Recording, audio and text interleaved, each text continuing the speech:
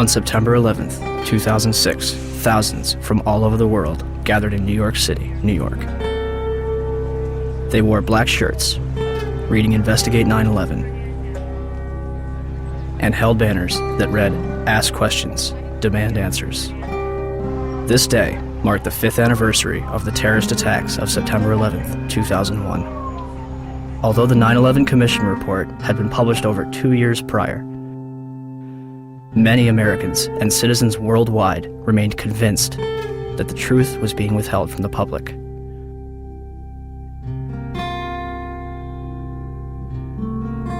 Why? Why was a growing percentage of the world population becoming increasingly skeptical of the events of September 11th? Was it a natural inclination towards believing the worst about the United States government? Or was it a legitimate concern that only grew more powerful with time? The 9/11 Truth Movement includes academics, engineers, physicists, firefighters, intelligence officials, and some of the very people whose lives have been shattered since September 11th. Were they all delirious? You should not be here. No, you've got it all wrong. We're honoring the fallen heroes from 9/11. As are we. No, you're not. No, you are not. I feel so uncomfortable. I'm sorry. That next year, I'm not coming here. Or were they a concerned group of individuals taking the necessary steps to prevent the United States from slipping into its darkest era yet? Was September 11th a surprise attack on America by 19 Islamic terrorists? Or something else entirely?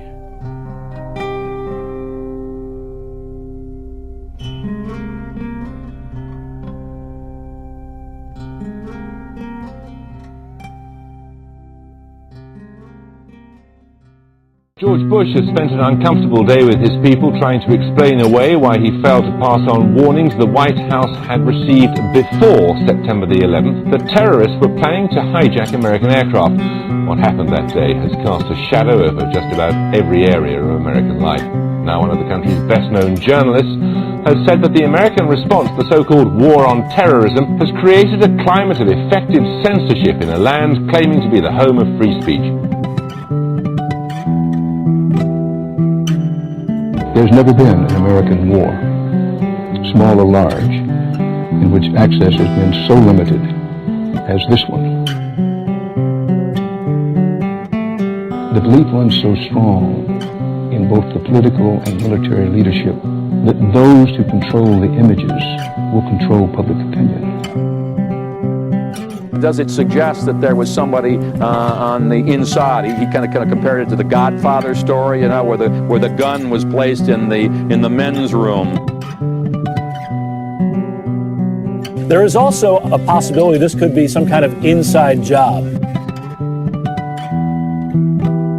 May it have been an inside job? Might these people have gotten help from the inside? I was speculating about that along with others early this morning, but now there's a lot more evidence that suggests it's almost certainly the case. It's an obscene comparison, I'm not sure like it, but there was a time in South Africa that people would put flaming tires around people's necks if they dissented. The fear is that you'll be necklaced here. You'll have a flaming tire of lack of patriotism put around your neck. Now, it's that fear that keeps journalists from asking the toughest of the tough questions and to continue to bore in on the tough questions so often. People let us stay out of our business. A country that hides something is a country that is afraid of getting caught. And in particular, this Bush administration, who is as tight with Saudi Arabia as you can get.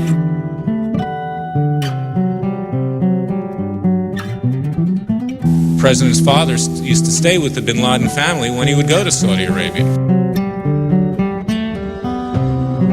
In the past, though, the FBI has sometimes made problems worse by ignoring or denying them. FBI management intentionally and repeatedly thwarted and obstructed my attempts to launch a more comprehensive investigation to identify and to neutralize terrorists.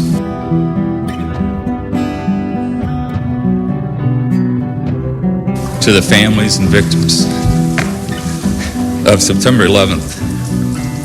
On behalf of John Vincent, Barry Carmody, and myself, we're sorry. I want to say quietly, but as forcefully as I can, that I hope this doesn't go any further. It's gone too far already. I am appalled by it.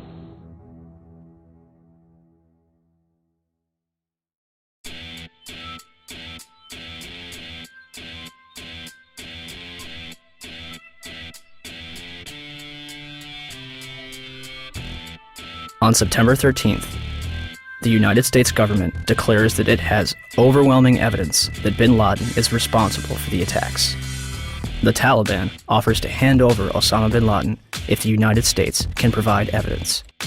Our position in this regard is that if America have evidence and proofs, they should produce it, and we are ready for the trial of Osama bin Laden in the light of evidence. Are you willing to hand Osama bin Laden to the United States or no? No. Without evidence, no. September 23rd, 2001. The Secretary of State said the administration would soon be able to document its case in public against the Al-Qaeda network and Osama bin Laden. And I think it'll be persuasive. By the next day, the White House was already backpedaling. But is there any plan to present public evidence so that, the average citizen, not just Americans, but people all over the world, can understand the case against bin Laden? Well, I think as Secretary Powell said, there's hope to do that and to do so in a timely fashion over some course of time. But I think the American people also understand that there are going to be times when that information cannot immediately be forthcoming, and the American people seem to be accepting of that. It seems as though you're asking everyone to trust you. This information has yet to be provided to the public. Instead of taking credit, bin Laden denies involvement in the attacks 3 times. December 13th, the Department of Defense releases a videotape allegedly discovered in a house in Jalalabad, Afghanistan. Osama bin Laden describes the attacks along with Khaled al-Harbi. American mainstream media and even President Bush would portray this videotape as absolute proof of his guilt. International establishments question the authenticity of the tape. December 26th, 2001. A Taliban official claims that he has attended the funeral of Osama bin Laden. The next day, a video believed to be recorded on November 19th is broadcast, in which bin Laden praises the attack, but takes no responsibility. The next bin Laden video would not appear until October 29th, 2004, days before the presidential election. The video is described as the clearest claim of responsibility for 9/11. And when questioned why bin Laden's most wanted poster does not indict him for 9/11, the chief of investigative publicity for the FBI, Rex Toome, replied, 9/11 is not mentioned on bin Laden's most wanted poster is because the FBI has no hard evidence connecting Osama bin Laden to 9/11. Clearly, I couldn't really believe what I had just heard, so I repeated it, and he said, yes, that is correct. The FBI has no hard evidence connecting Osama bin Laden to 9/11. What evidence do they have? 2 bags belonging to Muhammad Atta checked in at Portland Airport but failed to make Flight 11 at Boston, containing a 757 video tour and flight manual, an Arab-English dictionary, a handheld flight computer, a Quran, and his will. Why would Atta take his will onto a plane that would be destroyed in a fiery inferno? Marwan al-Sheikh's rental car, discovered at Logan Airport, containing an Arabic flight manual, an airport restricted area pass, and documents from Huffman Aviation. Nawaf al-Hazmi's rental car, discovered at Dulles Airport, containing Muhammad Atta's instructions, a check for a flight school in Phoenix, 4 drawings of a 757 cockpit, a knife, and maps of Washington and New York. Satam al-Sakami's passport, discovered below the Twin Towers. Well, Dan, not far from here, a passerby found the passport of one of the hijackers. How does a passport fly out of a man's pocket through a 400-mile-per-hour airplane crash, survive 9,000 gallons of jet fuel, and land intact on a sidewalk 1,000 feet below? Mahed Maked and Nawaf al-Hazmi's ID cards discovered in the wreckage at the Pentagon. An ID, Saeed al-Ghamdi's passport, Ahmed al-Nami's driver's license, passport photos, and a business card found in Shanksville. The list goes on. A former high-level intelligence official commented to New Yorker magazine, "Whatever trail was left deliberately for the FBI to chase." They used hundreds of different payphones and cell phones, often with prepaid calling cards that are extremely difficult to trace. And they made sure that all the money sent to them to fund their attacks was wired in small amounts to avoid detection. Small amounts? Lieutenant General Mahmoud Ahmed, the director of the Pakistani Inter-Services Intelligence Agency, the ISI, was reported to have wired $100,000 to Muhammad Atta in August 2001. This transfer was facilitated by Saeed Sheikh, the man who allegedly kidnapped and murdered Wall Street Journal reporter Daniel Pearl, who is investigating the ties between the ISI and Islamic militants. And the Pakistanis, of course, if you know your history, have only been a couple of degrees of separation away from the so-called Al-Qaeda hijackers. The ISI has had a long-standing relationship with the Central Intelligence Agency, dating back to the 1980s with the establishment of the Mujahideen in Afghanistan, which would evolve into Al-Qaeda. I focus in on the wire transfer that General Mahmoud Ahmed wired to Muhammad Atta right before 9/11. That's pretty crucial because General Mahmoud Ahmed was actually meeting with key Washington, D.C. insiders, Senator Bob Graham, Porter Goss, the future director of CIA, on the morning of 9/11. And he has a relationship not only with the CIA, but with Dick Armitage at State Department, Mark Grossman at State Department. Yes. Are you aware of the reports at the time that ISI chief was in Washington on September 11 and on September 10th, $100,000 was wired from Pakistan to these groups here in this area? And why he was here, was meeting with you or anybody in the administration? I have not seen that report, and he was certainly not meeting with me. Yes? In the White House transcript of this exchange, which is delivered to the press, the information about the ISI is censored. Bob Graham and Porter Goss will later co-head a joint inquiry which publicly claims that the Bush administration received absolutely no intelligence that could have prevented the attacks. The meeting begins at 8 a.m. over breakfast at the Capitol building and lasts through Flight 175's impact with the South Tower. During his visit, which began on September 4th, Ahmed would also meet with the present CIA director, George Tenet. A month later, after reports of the transfer between himself and Atta, Mahmoud Ahmed retires from the ISI. The 9/11 Commission report will later conclude that they saw no evidence that any foreign government or foreign government official supplied any funding. The Commission decided not only to omit the information, but to deny it entirely. On 172, page 172 of your report, the 911 report, you state, quote, "The U.S. government has not been able to determine the origin of the money used in the 911 attacks. Ultimately, the question is of little practical significance," end quote. How can you state that the question of who bankrolled the deaths of 3,000 American people on September 11th is, quote, of little practical significance? Because it costs so little money. That's the awful thing about it. It costs less than $500,000. That's why it was so hard to trace.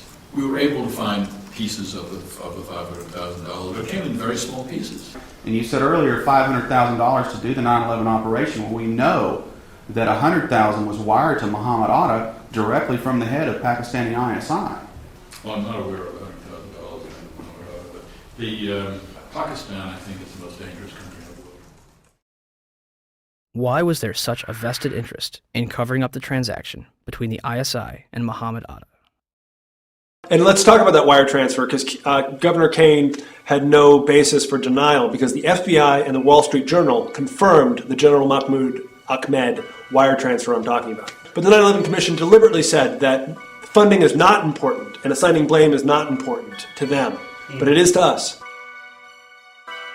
As if their funding was not suspicious enough, a number of hijackers reportedly trained at U.S. military bases. As hard as this is to believe that two of the alleged terrorists involved in what happened on Tuesday may have attended schools run by the U.S. military.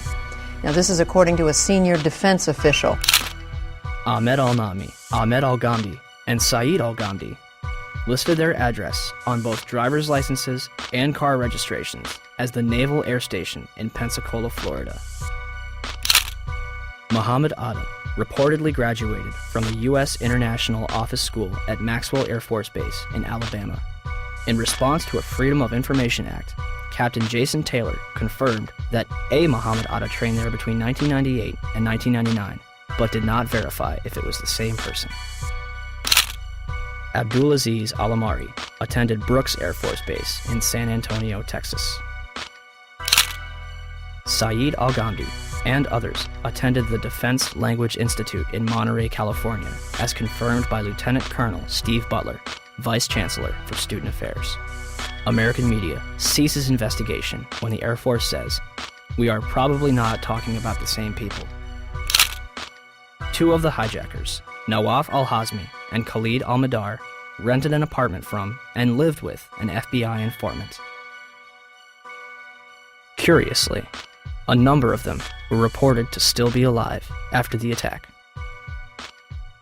Finally, we were led to believe that the alleged hijackers were fundamentalist Muslims spending their final days preparing for paradise. Yet, in the week before the attacks, a number of them would drink, visit strip clubs, and solicit prostitutes. By all accounts, Atta and his cousin kept to themselves, except for last Thursday at this bar in Hollywood, Florida. It's believed both men came in, drank heavily, and then refused to pay the bill. And the guy got very, very offended, and he said to me, "Oh, I can pay my bill. I'm an airline pilot." And I was like, okay. Mahed Maked is spotted several times at a porn shop. Hamza al-Ghamdi ordered a porno in his hotel on September 10th. The mayor of Paterson, New Jersey, states that they are spotted more at go-go clubs than at mosques. Regardless of their actions, some of the hijackers' presence was known as early as 2000. What did we know? When did we know it? That's what some congressmen are asking now, and asking quite loudly. Did we know the year before 9/11 that one of the hijackers was a terrorist threat? Army Lieutenant Colonel Anthony Schaefer has gone public with his charge that Able Danger, a military intelligence project he worked with in 2000, identified Muhammad Atta, even pulled up his picture along with 3 other 9/11 hijackers as possible al-Qaeda members. We found the identities of 4 of the 9/11 hijackers prior to 9/11. But he says beginning in September 2000, 3 meetings he set up with the FBI were each canceled by military lawyers. Schaefer also says he remembers telling then 9/11 Commission staff at a meeting in Afghanistan about Atta and what the intelligence unit found back in 2000. And he was surprised that it did not show up in the Commission's report. I'm told confidently by the person who did move the material over that the 9/11 Commission received 2 briefcase-size containers of documents. I can tell you for a fact that would not be 1/20th of the information that Able Danger consisted of during the time we spent. A 9/11 Commission spokesman said nothing they got from the Pentagon in early 2004 backed up Schaefer's claim, quote, "None of the documents turned over to the Commission mentioned Muhammad Atta or any of the other future hijackers." Where is it? Where's the beef? Where's the substance? Where is this mysterious chart that purportedly says that Atta was connected in some real way to these other hijackers? We'd love to see it. The company responsible for the chart, Orion Scientific Systems, would claim that only 2 charts were produced and that Atta was not present on either one. Throw them all out, John. These are all the charts. Spread them out. These are all Orion-produced charts. These charts were all done by the data mining efforts. So the Orion Corporation lied to the Senate Judiciary Committee staff. All data mining efforts, and yet the company said to the Senate Judiciary staff, "We don't have any of those charts. They're not ours." Well, here they are. And their logos are on each one of them. Well, Mr. Chairman, at least 2 of the 5 people that were going to appear today were threatened with removal of their security clearances if they continue to talk about this. This is going Are you back. at liberty to identify who those 2 are? I will to you. I'd rather do it privately since the Defense Department has chosen not to allow anyone to testify, but I will provide that information to the committee. For the life of me, I don't understand why, as I understand it, I stand corrected if I'm wrong, but I understand the witnesses we assumed we were going to get to hear from the Defense Department have been pulled. They may be or may not be in the room, but have been instructed that they cannot testify. I think that's a big mistake. This is actually a chart of Al-Qaeda and the various cells around the world. Much of this data, most of it was obtained prior to 9/11 by the work of Able Danger. As you see, there is an actual photograph of Muhammad Atta. What does that depict generally? It depicts the organizational and activity associations of Al-Qaeda operatives that were involved in 9/11 and related events.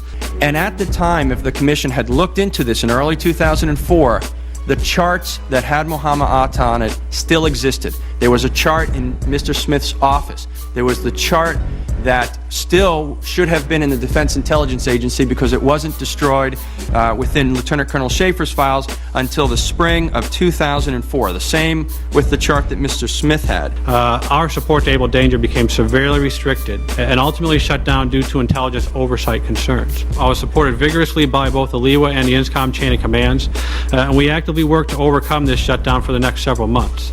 In the midst of this shutdown, I, along with one of my analysts, Chief Warrant Officer 3 Terry Stevens, were forced to destroy all data, charts, and other analytical products that we had not already passed on to SOCOM related to Able Danger. Another former DoD official will testify today that he was ordered to destroy up to 2.5 terabytes of data. Now, I don't know what a terabyte of data is, so we contacted the Library of Congress. It's equal to 1/4 of all the entire written collection that the Library of Congress maintains. Are you in a position to evaluate the credibility of Captain Philpott, Colonel Schaefer, Mr. Westphal, Ms. Preissler, Mr. J.D. Smith as to their credibility when they say they saw Muhammad Atta on a chart? Yes, sir. I believe them implicitly. Lieutenant Colonel Tony Schaefer, who was the first member of Able Danger to go public, has now been told in writing by the Defense Intelligence Agency that he can't speak to members of Congress or their staff without prior approval. And now a security clearance, which allowed him to deal with classified information, has been pulled. The congressman says Schaefer has been gagged, punished for speaking up.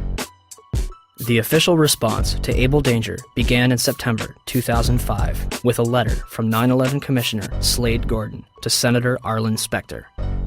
Gordon concludes by saying that since Condoleezza Rice, President Bush, and the White House denied that Able Danger identified the 9/11 hijackers, it never happened. A 6-month investigation by the Senate Intelligence Committee concluded in December 2006 that Able Danger did not identify Muhammad Atta or any other 9/11 hijacker. Can we be certain that the hijackers were radical Muslims on a suicide mission? Or is there a possibility that they were trained, funded, and protected in our own country? Major Deskin? Yes, ma'am, Sergeant Lorda. Yes. I'm just letting you know for information we're having an exercise, SF exercise. We're having a calm out. Okay. Guys. Happy, thanks. All right, thank you. Between September 2000 and June 2001, the Federal Aviation Administration, FAA, would scramble fighter jets to intercept errant aircraft 67 times. Interceptions are routine and usually occur within 10 minutes of a sign of trouble, such as permanently losing radio contact and transponder signal or flying off course. On the morning of September 11th, according to official accounts, 4 commercial airliners would be off course and out of communication, and not one of them would be intercepted. How is it that on 4 separate occasions on one day that $1 trillion military and intelligence infrastructure could fail?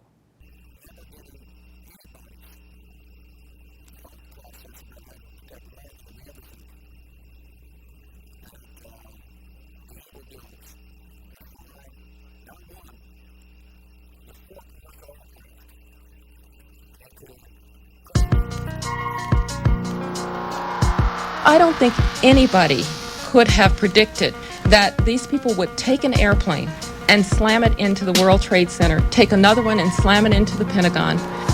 Nobody in our government, at least, and I don't think the prior government that could envision flying airplanes into buildings on such a massive scale. But that turns out not to be true. U.S. military planners did envision and practice those very scenarios. As reported by USA Today, the North American Aerospace Defense Command, NORAD, conducted exercises with fighter jets, simulating hijacked planes flown into the World Trade Center in the 2 years before the attacks. Pentagon planners also envisioned the attack on the Pentagon 5 months before it happened. According to this April 2001 Pentagon email, Air Force officials wanted a war game, having a terrorist group hijack a commercial airline and fly it into the Pentagon. The idea was to check response times to launch fighter jets, but according to the Pentagon email, the plan was ultimately rejected by senior Pentagon officials as too unrealistic. Still to come are big questions about NORAD's response on the day of the attack. Why, despite all the exercises and the planning, Peter, jet fighters were not in place anywhere near New York or Washington. Quite an amazing story. Many thanks, Brian. Brian Ross. One drill, called Amalgam Virgo, was conducted on June 1st and 2nd, 2001, and simulated successful terrorist attacks. Its purpose was to focus on unconventional threats, including an airborne hijacking. One plan would simulate the hijacking of a commercial airliner, which would be crashed into the Capitol. The second part of the exercise, which was planned but not executed before 9/11, involved 2 planes with actual pilots on the flight deck. FBI agents would hijack the planes and divert them to secure locations. And on its cover, Osama bin Laden. In fact, multiple war games were underway on 9/11 itself. The question was, we had 4 war games going on September 11th, and the question that I tried to pose before the secretary had to go to lunch was whether or not the activities of the 4 war games going on September 11th actually impaired our ability to respond to the attacks. The answer to the question is no, did not impair our response. In fact, General Eberhard, who was then the commander of North American Aerospace Defense Command, as he testified in front of the 9/11 Commission, I believe he told them that it enhanced our ability to respond. There were 2 CPXs. There was one Department of Justice exercise that didn't have anything to do with the other 3, and there was an actual operation ongoing because there was some Russian bomber activity up near Alaska. So, did the war games ultimately help or hinder our response? September 11th was day 2 of Vigilant Guardian, an exercise staged by the Joint Chiefs and NORAD, which simulated hijacked planes in the northeastern United States. Vigilant Guardian is a branch of Global Guardian, a mass Armageddon exercise being conducted at Offutt Air Force Base in cooperation with NORAD. Originally scheduled to take place in late October, Global Guardian was moved to September. The exercise is reportedly canceled after the second Twin Tower is hit. 3 E-4B Doomsday planes remain airborne. 2 government sources familiar with the incident tell CNN it was a military aircraft, but say the details are classified. This comparison of the CNN video and an official Air Force photo suggests the mystery plane is among the military's most sensitive aircraft, an Air Force E-4B. The E-4B is a state-of-the-art flying command post, built and equipped for one reason: to keep the government running no matter what, even in the event of a nuclear war. Ask the Pentagon, and it insists this is not a military aircraft, and there is no mention of it in the official report of the 9/11 Commission. The Pentagon, the Secret Service, and the FAA all say they, at least for public consumption, have no explanation of the giant plane over the president's house, just as the smoke began to rise across the river at the Pentagon. Barksdale Air Force Base also participated in Global Guardian. Instead of returning directly to Washington, D.C., President Bush would fly to both Barksdale and Offutt Air Force Base before returning to the White House. Another drill, Northern Vigilance, moved fighter jets to Canada and Alaska to monitor a fleet of Russian MiGs on a training mission. Northern Vigilance also placed inputs onto military radar screens. Also referred to as phantoms, inputs are simulated errant aircraft, which appear real to those participating in the exercise. We fought many phantoms that day. 3 F-16s from Andrews Air Force Base, located 15 miles from the Pentagon, are flown 180 nautical miles away for a training mission in North Carolina. Fort Belvoir, an Army base 10 miles south of the Pentagon, intended to test security in case of a terrorist attack. Employees in the Office of Emergency Management on the 23rd floor of World Trade Center Building 7 continue preparations for Tripod, a biological attack drill scheduled for September 12th. Finally, the National Reconnaissance Office in Virginia begins a drill at 8:45, conducted by a team from the CIA, in which a plane crashes into their building. Also, a number of war games were being conducted that have yet to be fully disclosed. Ask about the war games that were planned for 9/11. Commissioner Gorelick. Could you please be quiet? We have only a few minutes with General Myers. I'd like to ask a question. General Myers, I'm sorry. I would ask, please, people in the audience to be quiet if you want to stay here. Statement. This commission has not answered my questions. I'm walking out. It's a farce. I will. Thank you. So let me get this straight. On the morning of 9/11, the United States is running drills in which hijacked aircraft go in and out of radar. Fighter jets are flown out of the United States, and planes are crashed into buildings. What a coincidence. And in terms of what motivated me to bring all the aircraft down, as you see one thing happen, that's an accident. When you see two of the same thing occur, it's a pattern. But when you see three of the same thing occur, it's a program. And so at that point, I decided to bring all the aircraft down. And so, at 9:45, all airborne planes were forced to land. This order applied to all civilian aircraft. Certain military planes were allowed to remain airborne. By 12:16 that afternoon, the FAA managed to ground over 4,000 planes without incident. During the time that the airplane coming in to the Pentagon, there was a young man who would come in and say to the vice president, the plane is 50 miles out, the plane is 30 miles out.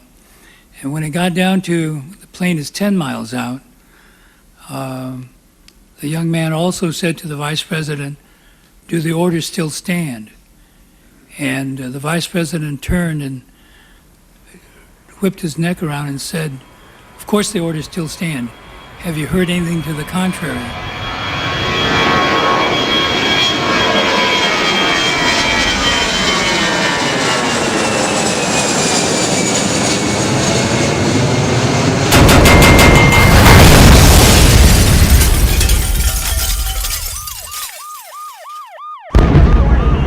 .937, Arlington, Virginia. American Airlines Flight 77 allegedly crashes into the ground floor of the Pentagon. Pentagon authorities will deny that the building had anti-aircraft defense. The FBI arrives within minutes, and the site is declared a federal crime scene, becoming their exclusive responsibility. With the help of civilians, they comb the Pentagon lawn for debris, and within 24 hours, they had confiscated every known video of the attack. Pentagon officials initially denied that any of their cameras captured the event. However, on March 7, 2002, 5 images taken by a security camera from across the heliport are released.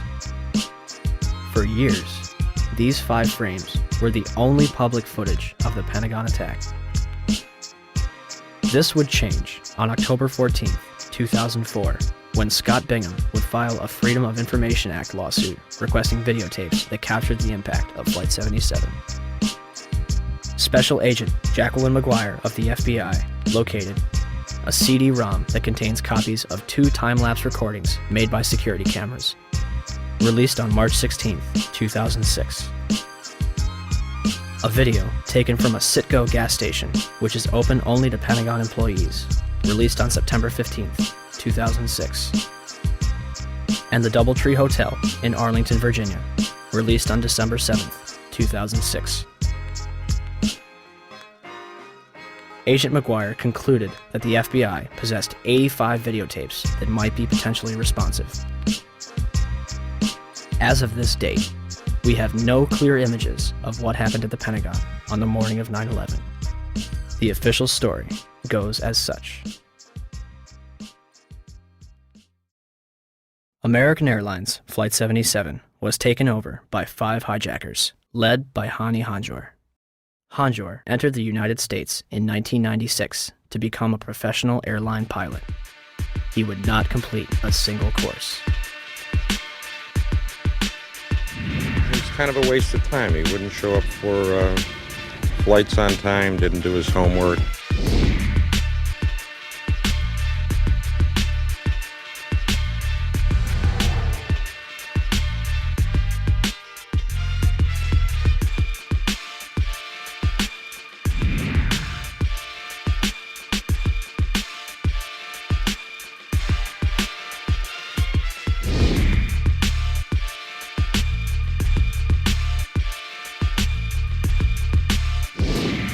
Average or below average piloting skills. English was very poor, uneventful from our perspective.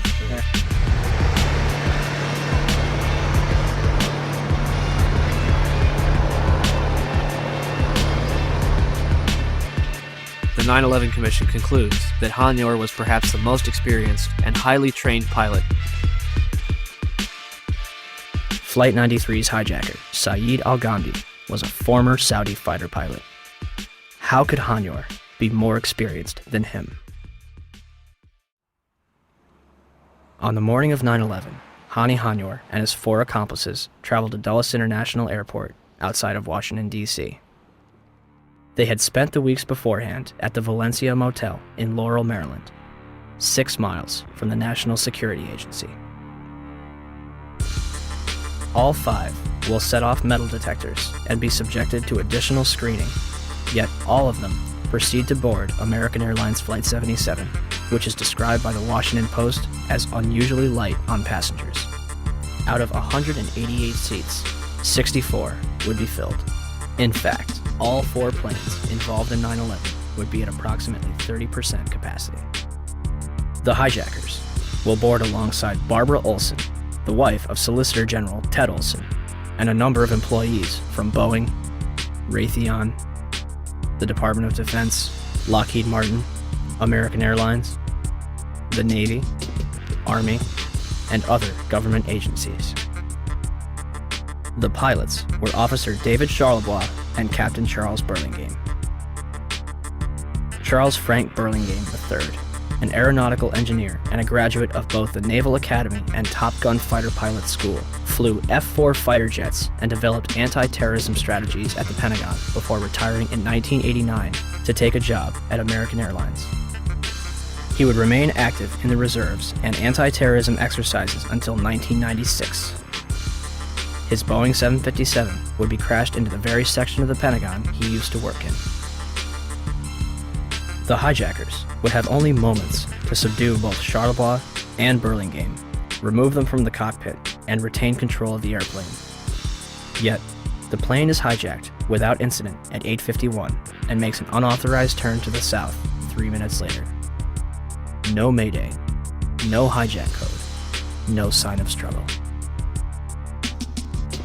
Flight 77 will fly all the way back from the Kentucky-Ohio border, coasting for another 43 minutes against its flight path before crashing into the Pentagon without any military interception. Had Hani Hanjour wanted to inflict maximum damage, all he had to do was continue his trajectory and nose down into the roof of the Pentagon. Instead, he begins a complicated 330-degree turn, dropping 7,000 feet and exposing himself for an additional 3 minutes while executing a maneuver described by experienced pilots as nearly impossible, requiring professional expertise. In essence, an amateur pilot considered a waste of resources by instructors who was unable to control a small Cessna in August 2001, executed this nearly impossible maneuver in a 757 with skilled precision a month later. Todd Lewis is working radar at Dulles Airport. One of my colleagues saw a target moving from the northwest to the southeast. And it was just a countdown, 10 miles west. And she notified the supervisor. 9 miles west. But nobody knew that was a commercial flight at the time. Nobody knew that was American 77. What did you think? It was a military flight of some kind? I thought it was a military flight. I thought that Langley had scrambled some fighters and... It was almost a sense of relief. This must be a fighter. Maybe one of them got up there. It was really moving fast. It was moving very fast, like a military aircraft might move at a low altitude. This must be one of our guys, sent in, scrambled to patrol our capital. The 757 will descend over Columbia Pike, flying adjacent to the Sheraton Hotel, Virginia Department of Transportation, Navy Annex, and fly past the Citgo gas station before crossing Washington Boulevard. 5 light poles are knocked out of the ground. One reportedly strikes a Washington, D.C. taxi driven by Lloyd England. Flight 77 manages to hit the only section that was reinforced to withstand a terrorist attack, including reinforced steel and blast-resistant Kevlar windows an 1.5 inches thick. The renovation, planning for which had begun in 1991, was only days away from completion. Had the plane struck anywhere else, the casualties and damage would have been far greater. An area that normally would have housed up to 5,000 occupants yielded 125 casualties. The Pentagon's outer wall had a hole approximately 20 feet in diameter on the first and second floor, and visible damage 90 feet across the first floor. I would say if it was 16 feet diameter, 20 feet tops, that's what would start me so curious. As I was trying to find something, there was no marks on the grass. Something never hit the ground. It didn't hit the heliport. I mean, it was a precision or awfully lucky hit. I mean, I don't know how it didn't bounce. I don't know how it hit directly in the side of the building without touching the ground, going as fast as it obviously was going. But I can't believe the thing is more than a garage door. And again, the classic airplane crash has wreckage. I mean, they found axles from the Ryder truck in Oklahoma City. I can't believe they can't find an engine. Opinions differ at this point. People that believe a 757 hit the Pentagon, and people that don't. Those that believe a 757 did hit are fueled by the damage path,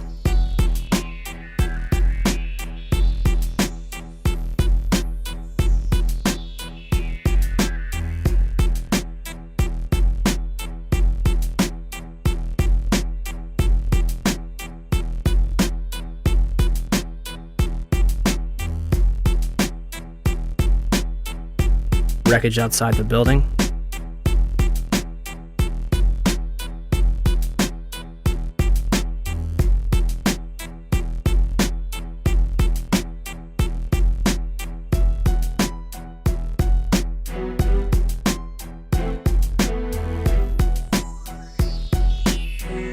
and eyewitness testimony.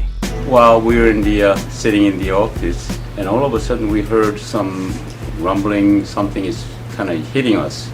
Very imminent things could happen. So we look at each other, and it really, the noise is unbearable. And at the last moment, my brother jumped out the office. I heard about the very weak jet sound. Looks like just up to here. I just look at the outside, big black wings coming that way. And then I just running out, and then 2-3 seconds, boom!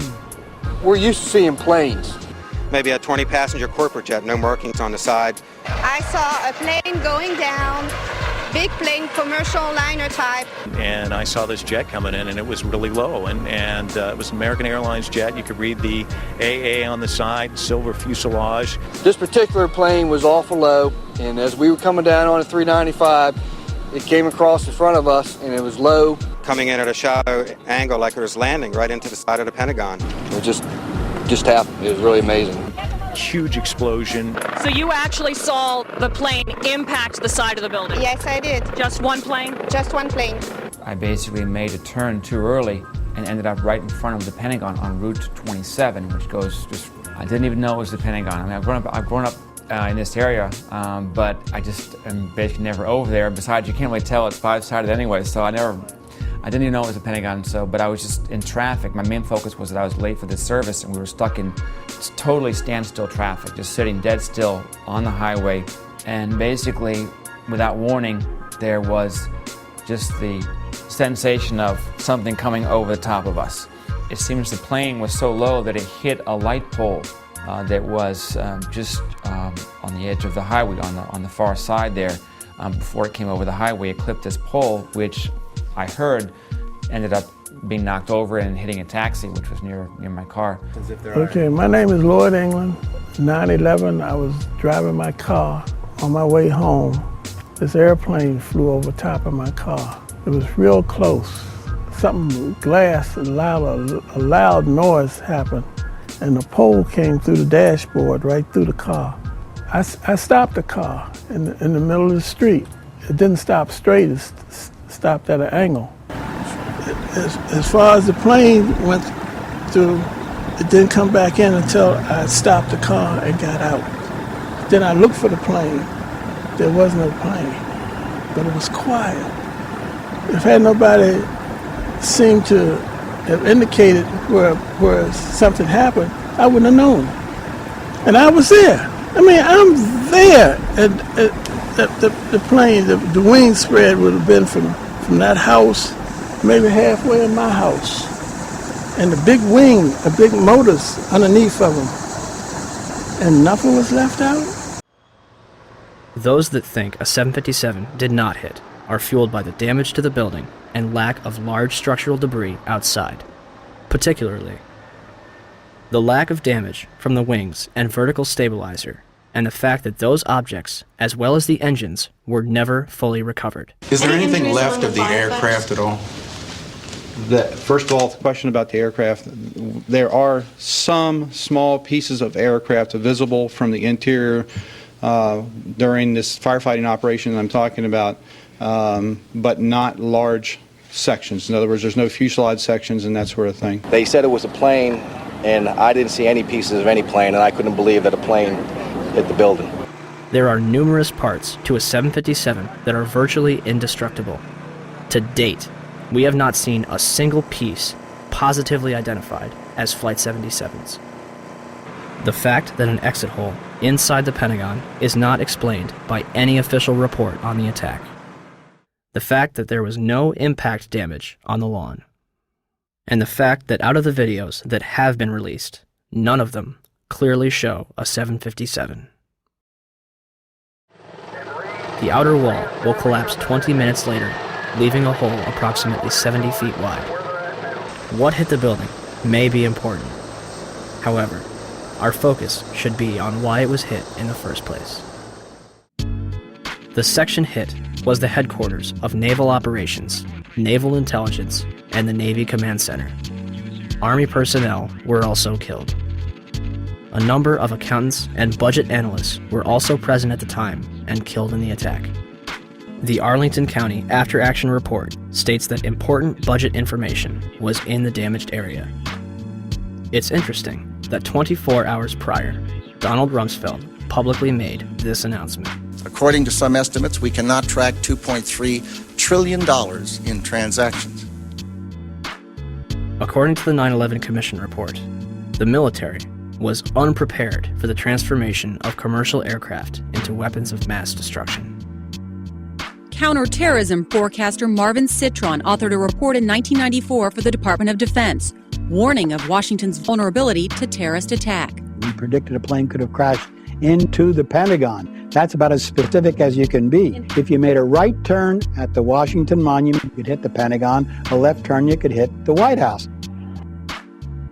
Back on October 24th, 2000, the Pentagon conducted MASCAL, a mass casualty exercise which simulated the impact of a Boeing 757 into the building. I'm very curious, and as time goes by, gets you more curious as you have time to dwell on the details and all the information that's becoming available. I can't drive my car that well, but I can't imagine somebody just climbing behind the wheel of an airplane and doing what they did and doing it so well. Basically, it was the strangest day I've ever spent in my entire life. It was like in slow motion. I get chills every time I hear the audio. Physically, I swear I get chills every time I watch the video. I can feel the heat. I can smell the fuel, or I can smell the burning. There's been a lot of curiosity, I think, in time, and even for me, who was there. I still have questions of, did I really see what I think I saw? You know, when you're led to believe and you think you believe what you think you saw, I think that you begin to buy into it. But the more you dwell on it and the more the evidence comes forward, the questions get larger and larger and larger. I'd like some conclusion. I mean, I'm sure the families would, and I'm sure the military knows a lot more than we do in the government. But I'm just astounded that they don't share more of the information that's available. If the government was 100% forthcoming and wanted to squelch any doubt as to what happened, why have they controlled the evidence so strongly? Why is there no positive identification of Flight 77? Why, when Vice President Dick Cheney was aware of an incoming aircraft up to 50 miles away, were employees allowed to remain in the building? Had a single alarm gone off inside the Pentagon, 125 people would be alive today, and hundreds more would not be suffering. And when it got down to the plane is 10 miles out, the young man also said to the vice president, "Do the orders still stand?" And the vice president turned and whipped his neck around and said, "Of course the orders still stand. Have you heard anything to the contrary?" Norman Minetta's testimony would be completely unreported by the 9/11 Commission. It would also be censored from the online archives of Commission hearings. A spokesperson from the National Archive claimed that it was a technical snafu. The 9/11 Commission will later conclude that Vice President Dick Cheney did not reach the bunker until 9:58. My main concern is that in your testimony, you stated that Vice President Dick Cheney came into the POEC office at 9:20 when you arrived, and he was already there. He's gone in front of Meet the Press, and he said that he was there at 9:38. They did that because they'd received a report that an airplane was headed for the White House. This is Flight 77, which had left Dulles. Flight 77. It left Dulles, as best we can tell, they came initially at the White House. The plane actually circled the White House? Didn't circle it, but was headed on a track into it. Tracking it by radar. And when it entered the danger zone and looked like it was headed for the White House was when they grabbed me and evacuated me to the basement. The plane obviously didn't hit the White House, turned away and we think flew a circle and came back in and then hit the Pentagon. Yeah, the 9/11 Commission report puts him there at 9:58 that morning. 9:58? Yeah, I don't know if you got a chance to read it, but it puts him half an hour later. So I don't mean to ask a rhetorical question, but to the best of your recollection, was Vice President Dick Cheney already there at 9:20? The flight you're referring to is the flight that came into the Pentagon. This was before Flight 77. Before American Airlines went into the Pentagon. Yeah.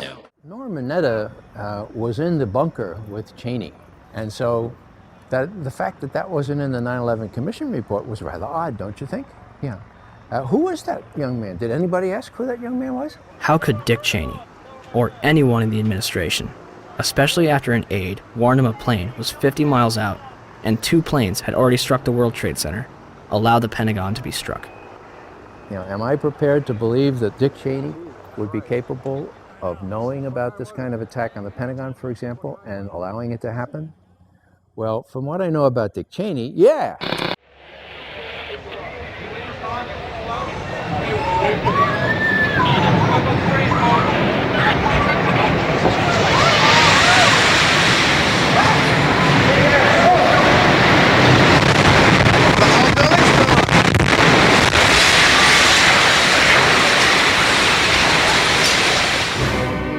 (9:59), New York City, New York.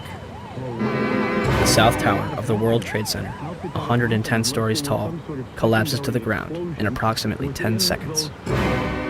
29 minutes later, the North Tower follows suit, also collapsing in approximately 10 seconds. Later that evening, at 5:20, World Trade Center Building 7, 47 stories tall, collapses to the ground in under 7 seconds. The official explanation is that falling debris from the North Tower created a series of fires inside the building. If this is true, it would be the third steel-frame skyscraper in history to completely collapse because of damage and fire. The first two would be the Twin Towers. February 23rd, 1991. One Meridian Plaza, a 38-story skyscraper in Philadelphia, burned for 18 hours across 8 floors. It is later described by officials as the most significant fire of the century. It did not collapse. October 17, 2004. A 56-story skyscraper in Caracas, Venezuela, built in 1976, burned for over 17 hours and spread across 26 floors.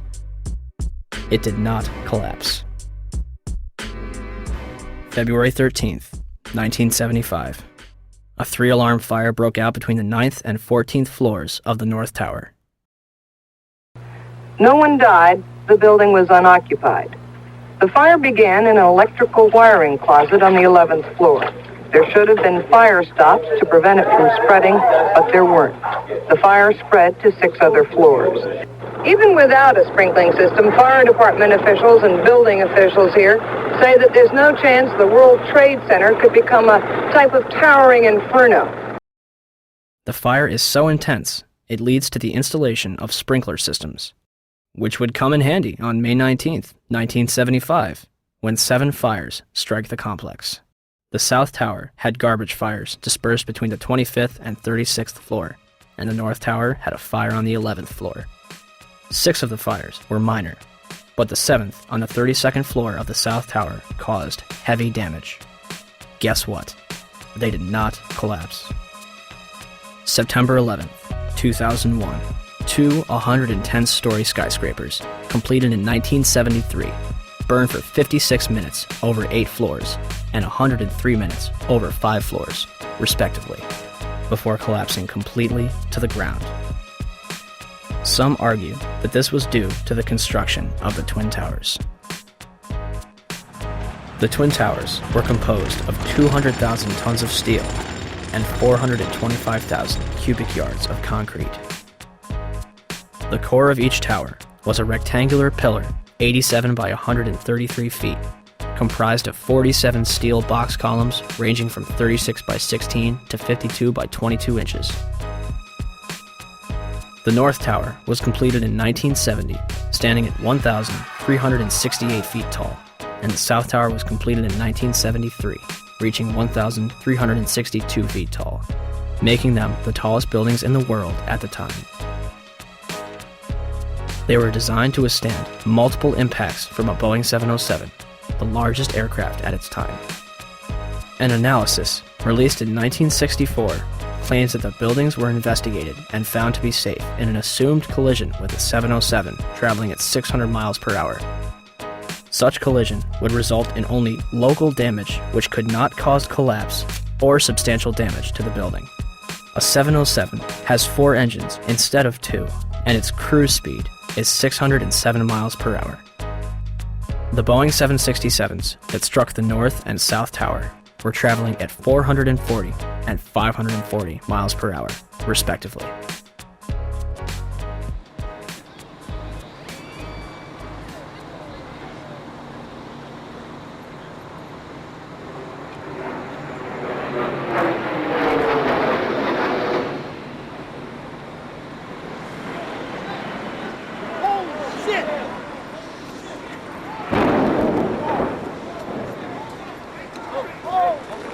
Breaking news on WCBS 880, right here, right now. I believe if we can get in touch with him, we have a witness who saw what happened at the World Trade Center. This apparently was a commuter plane that smashed into it with such force that the windows of the Pick-a-Bagel smashed with a big bang. Everybody was very frightened. Did you manage to see what kind of plane it was? I couldn't tell. It was a smaller plane. It looked like a smaller plane, but I couldn't tell. Not I'm not really sure. A medium-sized body plane with engines on both sides, almost like a gray-black color in nature on the plane. I would say it wasn't a huge jet, but it was a plane that sounded like it was a fighter jet overhead. I work right next door at 74 Trinity Place. We heard the first one come in. I didn't know what it was. It sounded like a missile. Oh my God, Ed, another plane just hit the World Trade Center. Another plane. It was a medium-sized plane. Unbelievable. It would appear, Jim, as if there's more smoke coming from the ground. Well, we used to have another, things have fallen to the ground and are burning. And we One gentleman told me he was on the 65th floor standing next to an elevator when the elevator exploded and knocked him out of his shoes.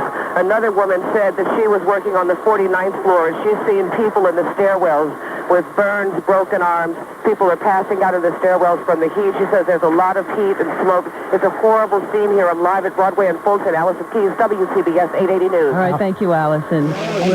Basically, there's people running around down the street. All the glass panes that are on the bottom part of the World Trade Center are all blown out. When I first heard it and ran over to the window, it looked like there was fire on the bottom floor. Well, they're ahead there. And all of this, the world... Oh, wait. Oh, my God. Oh, my God, the building fell.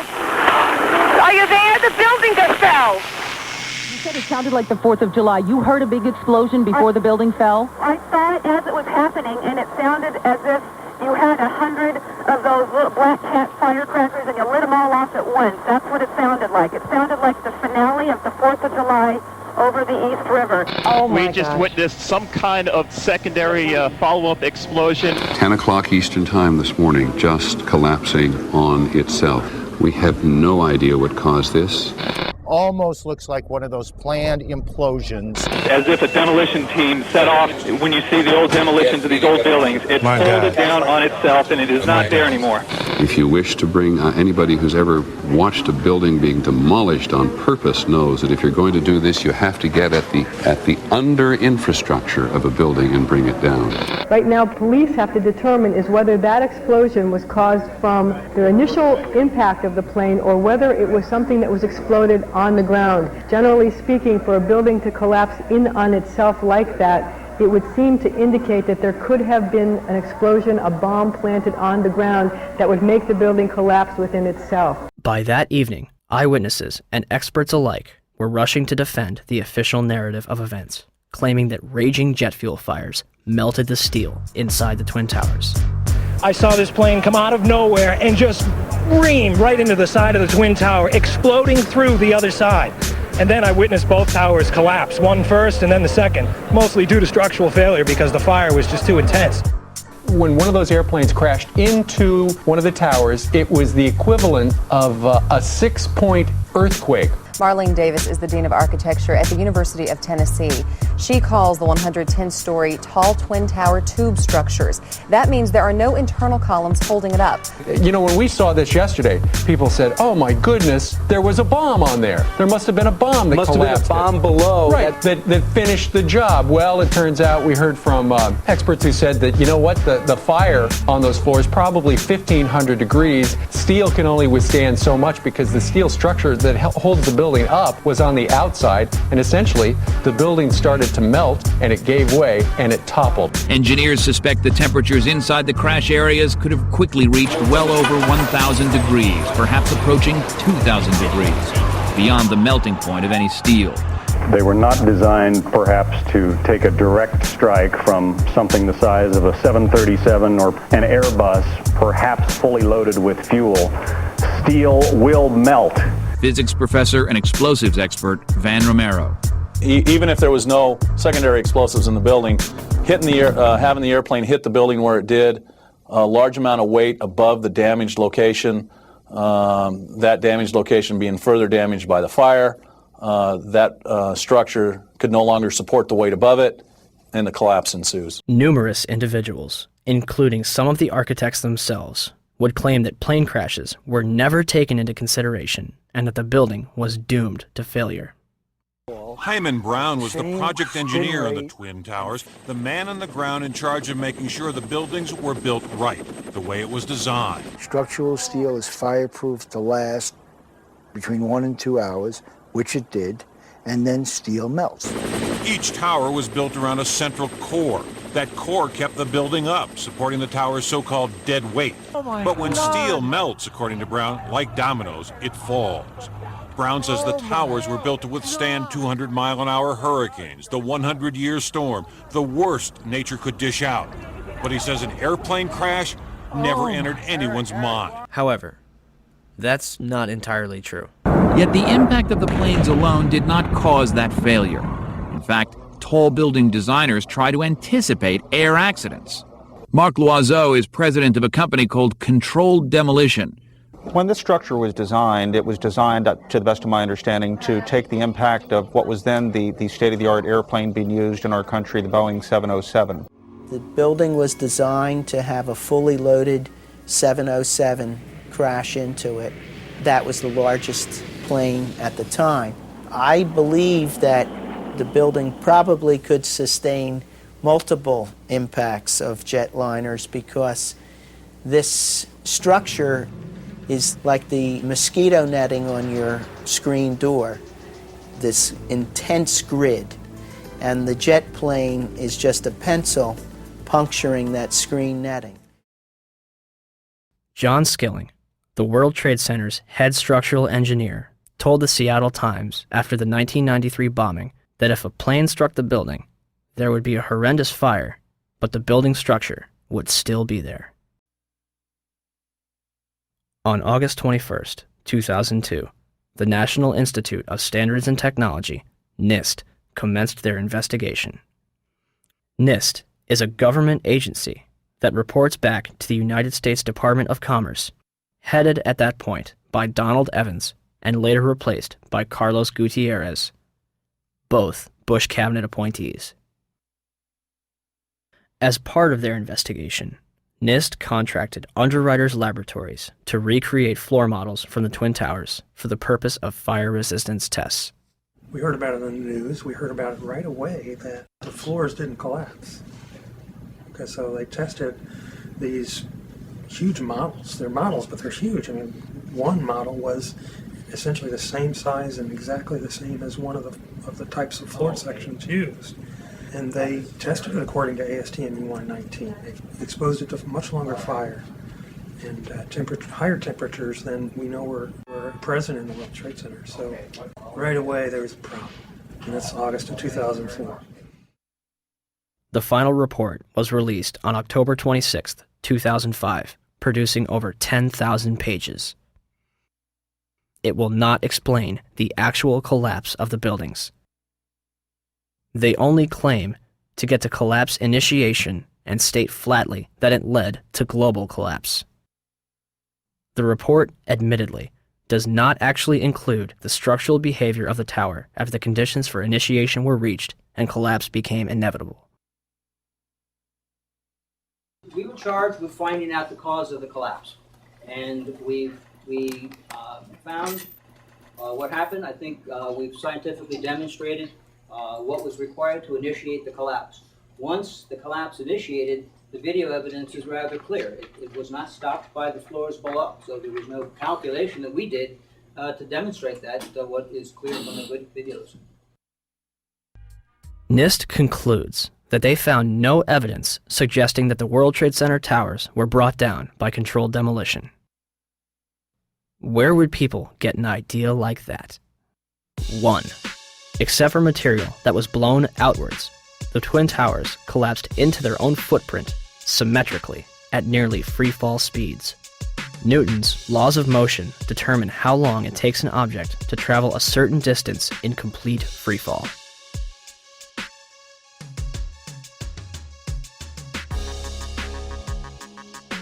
In a controlled environment, an object dropped from the roof of either twin tower would reach the ground in 9.2 seconds.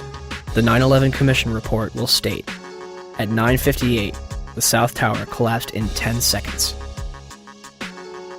Even NIST says the tops of the buildings came down essentially in free fall. Judge for yourself.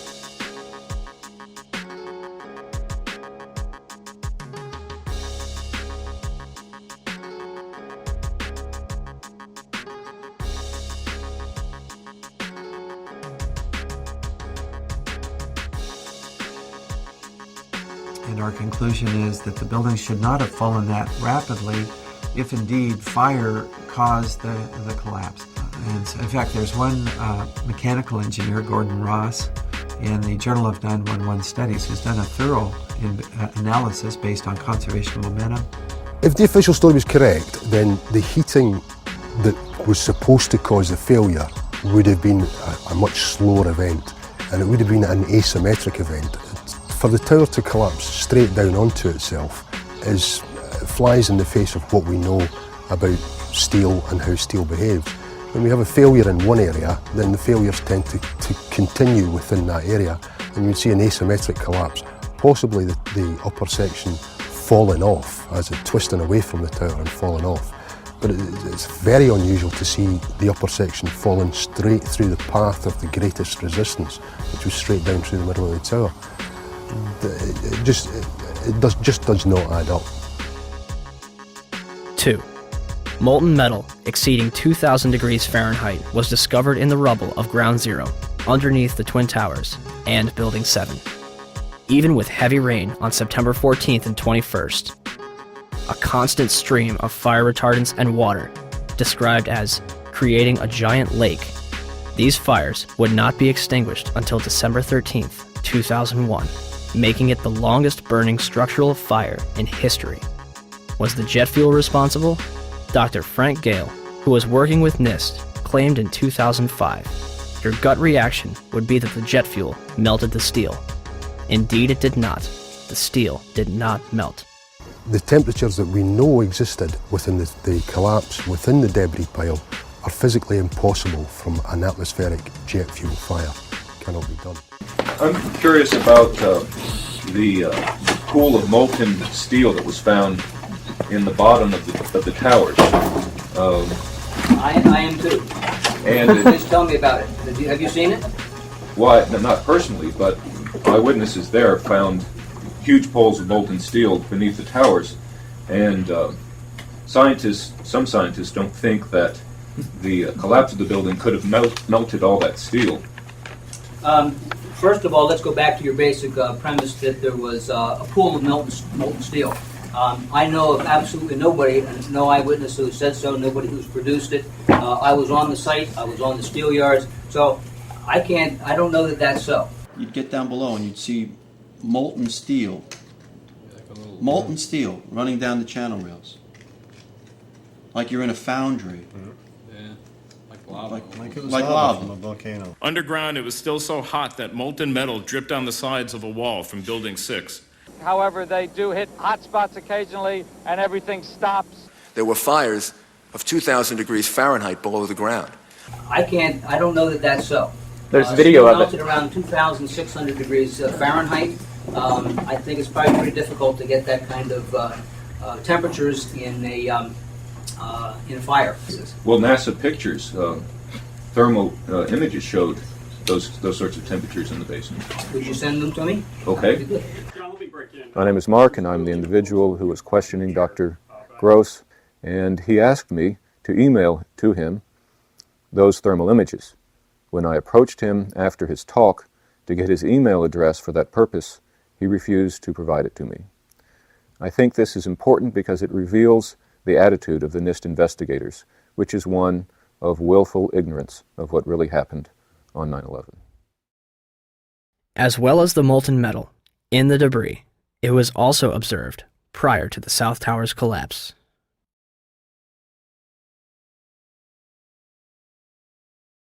Also, a minute and 20 seconds before collapse, large amounts of white smoke begin pouring from the base of the South Tower.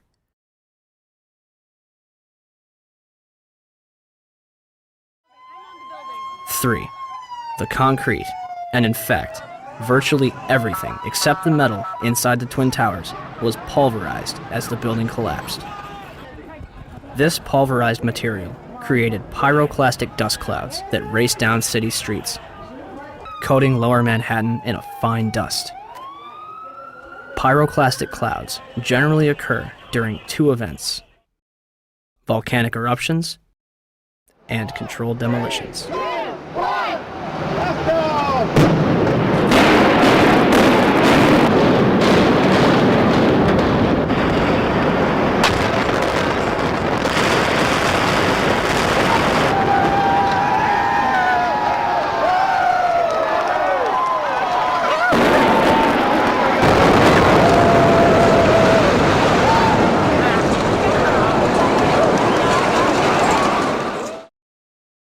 4.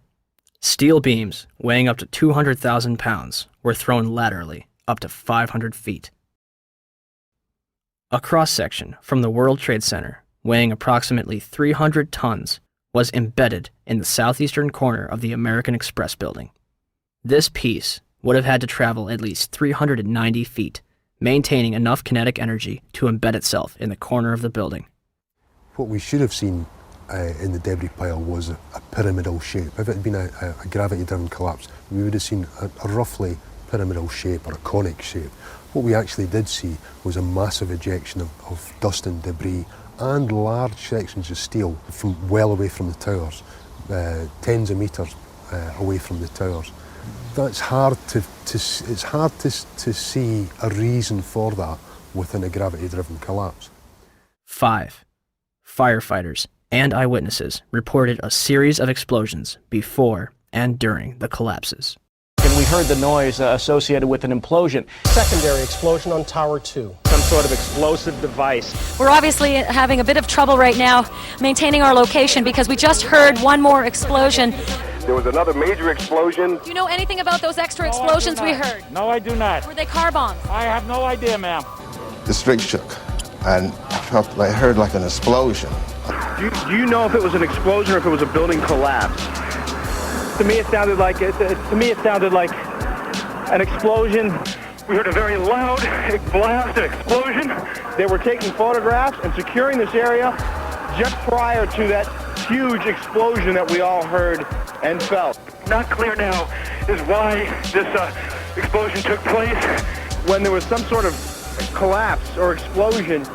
From street level, as though it had exploded up, a giant rolling ball of flame, and the firefighters screamed, "Run!" There was this blast of warm air. It wasn't hot. It was warm. And it picked me up and threw me up against the wall of the building.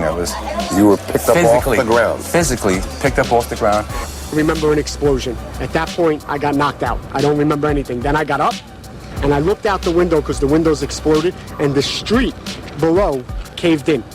And at that point, there was like fireballs coming up. An hour later than that, we had that big explosion from much, much lower. I don't know what on earth caused that. About 15 minutes after they made their entry, we heard a boom. I don't know if that was the infrastructure that was going or another explosion. Again, there has been a second explosion. John, just seconds ago there was a huge explosion, and it appears right now the second World Trade Tower has just collapsed. All of a sudden I heard rumbling and we all started running away from it. The glass blew out and threw me onto the sidewalk, and I couldn't see for 20 seconds. It was like holy hell coming down them stairs. And then when we finally got to the bottom, they were coming out on a mezzanine level there. And another explosion came right from it, just everyone flying. We stuck on the stairs for a while. We finally got down to the lobby. Then we get to the lobby, it was this big explosion.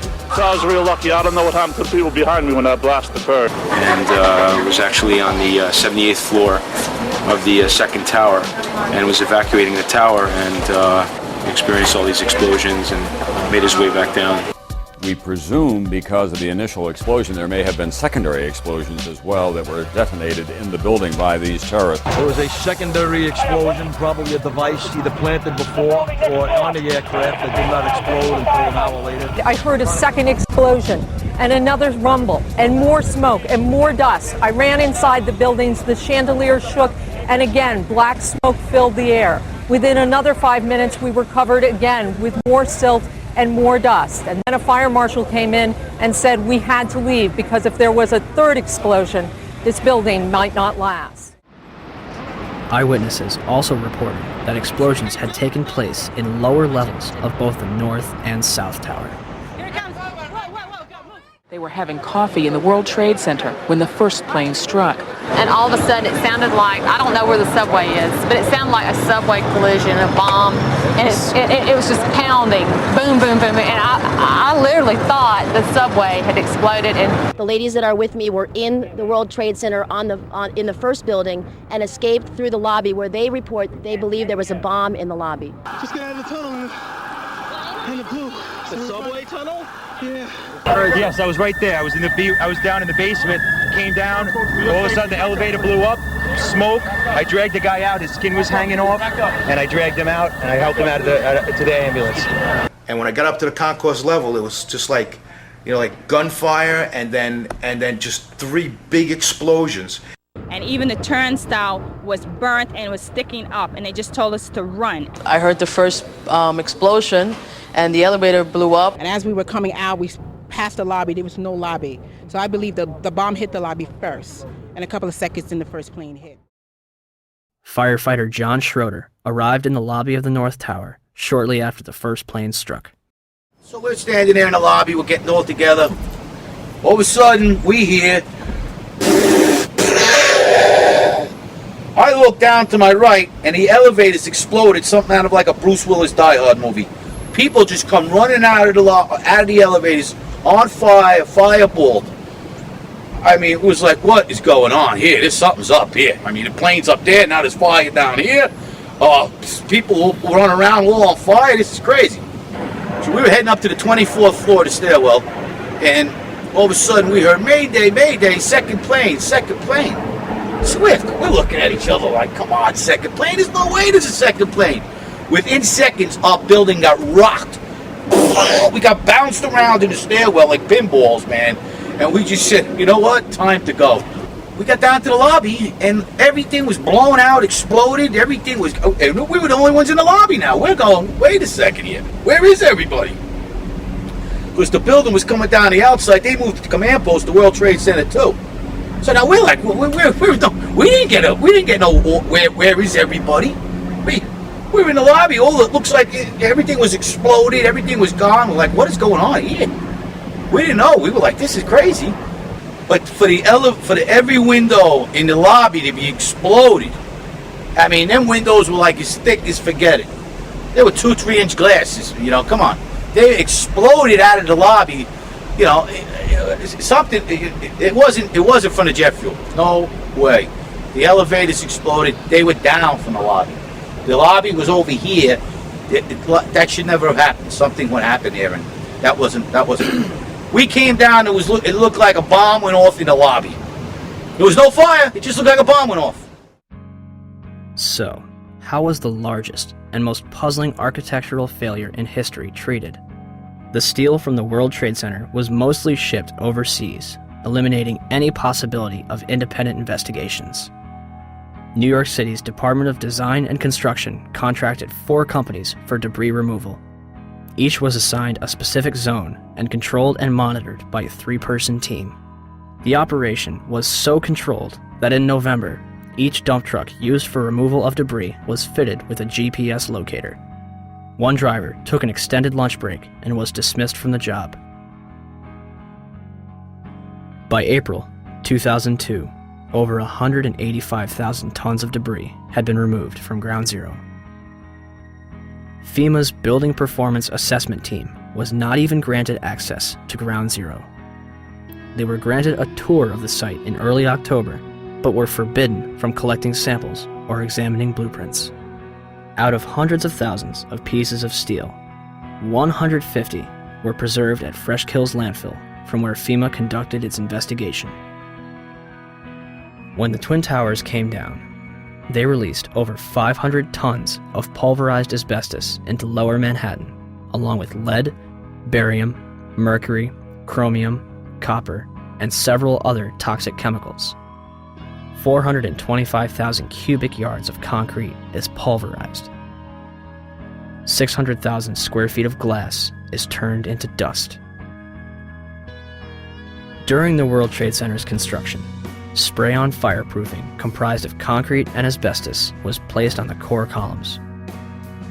When asbestos was outlawed in 1971, they ceased this procedure at the 64th floor of the South Tower. The Port Authority eventually realized that the asbestos presented a problem, and demolition was not an option. In 1989, the Port Authority estimated the removal of asbestos from both the World Trade Center and LaGuardia Airport would have cost up to $1 billion. By 2001, the cost for the World Trade Center buildings alone would have met or exceeded $1 billion. This money would sadly not be needed. Although it was clear that the air was not safe to breathe, the public was urged to return to Lower Manhattan. Wall Street opened back up on September 17th, and children were allowed to go back to school. Firefighters, police, and rescue workers were allowed to toil in lethal conditions using paper masks from Home Depot, while government officials walked around in hazmat suits. My name's John Field. I was hurt at Ground Zero during the cleanup. Wow, I was only there for 5 days before I was horribly injured, and I mean horribly injured. Leading up to that day, every day I was there, I complained that it was an unsafe workplace. Someone's going to get hurt. It just happened to be me. But I let everybody know that someone would get hurt.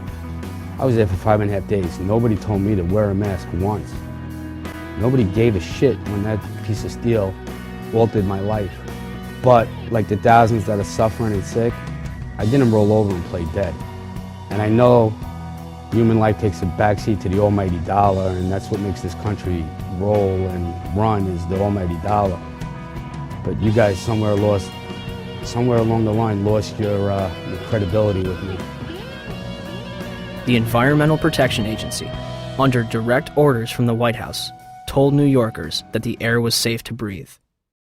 The administrator at the time, Christine Whitman, issued an internal memo on September 12th, declaring that all statements to the media should be cleared through the National Security Council before they are released. So what happened? The White House changed EPA press releases to add reassuring statements and delete cautionary ones. September 13th, the EPA draft release, never released to the public, says EPA testing terrorized sites for environmental hazards. The White House changes that to EPA reassures public about environmental hazards. September 16th, the EPA draft says recent samples of dust on Water Street show higher levels of asbestos. The White House version? New samples confirm ambient air quality meets OSHA standards and is not a cause for public concern. And the White House leaves out entirely this warning, that air samples raise concerns for cleanup workers and office workers near Water Street. Why all these changes? We were told that a desire to reopen Wall Street and national security concerns were the reasons for changing the press releases. Christy Todd Whitman should be in jail for manslaughter. Christy, go to jail. Do not piss. Go. Just go to jail. Lock yourself up. When I said that, everybody said, don't you think that's a little harsh? And I said, no. 6 months later, every politician was saying it. Everybody was saying it like it was like saying hi. I pat myself on the back for having the nerve and the audacity to say that. She took orders from Condoleezza Rice, who took orders from the White House. They knew the air was bad. They lied. You should go to jail for manslaughter. For every time somebody dies. James Sedroga, Don Jones, Tim Keller, my close personal friend who I had to go to his funeral, Officer Borgia, and the many more that have died. I take this personally now. I take it real personal. You got an ex-mayor running for president who claims he helped us. Standing on a pile with a bullhorn, Mr. President and Mr. Giuliani, does not constitute helping anybody. At all.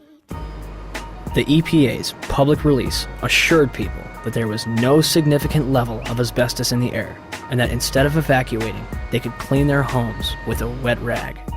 More people will die post 9/11 from these illnesses than died on the day itself. By 2006, 70% of the 40,000 Ground Zero workers had developed respiratory problems. Hundreds of them had developed cancer, and over 80 had died. To make matters worse, a large majority of the victims from the World Trade Center were denied a decent burial and treated like garbage. A pile of approximately 500,000 tons of ash located at Fresh Kills landfill contains 1,148 victims that have yet to be identified. Mayor Bloomberg has repeatedly denied family members' requests, replying, "I've only visited my father's grave once." On top of all of this, human remains were discovered up to 400 feet away from the South Tower, on the roof of the Deutsche Bank building. 300 bone fragments were discovered between April 7th and 14th, 2006, and more are expected to be found. Is all of the above possible with a gravity-driven global collapse? Were the Twin Towers brought down as a result of the airplanes that struck them and the fires that followed? Or were they brought down in a controlled demolition? same All right, time. some new information coming in. Report from Associated Press of a large plane crashing in western Pennsylvania. This is according to officials at the Somerset County Airport. A large plane crashing in western Pennsylvania. We had that plane crash. I'm sorry, go ahead, Skip. Say it again. Repeat, please, Skip. I'm saying somebody may have made that horrible decision to go ahead and take the plane down.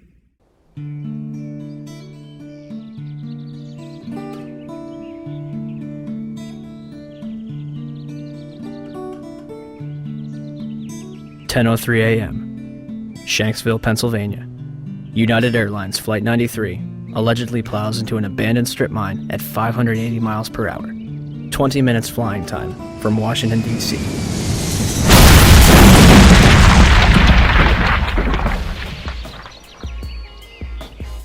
Originally, the official story is that passengers on board the plane overthrew the hijackers and sacrificed themselves to prevent further casualties.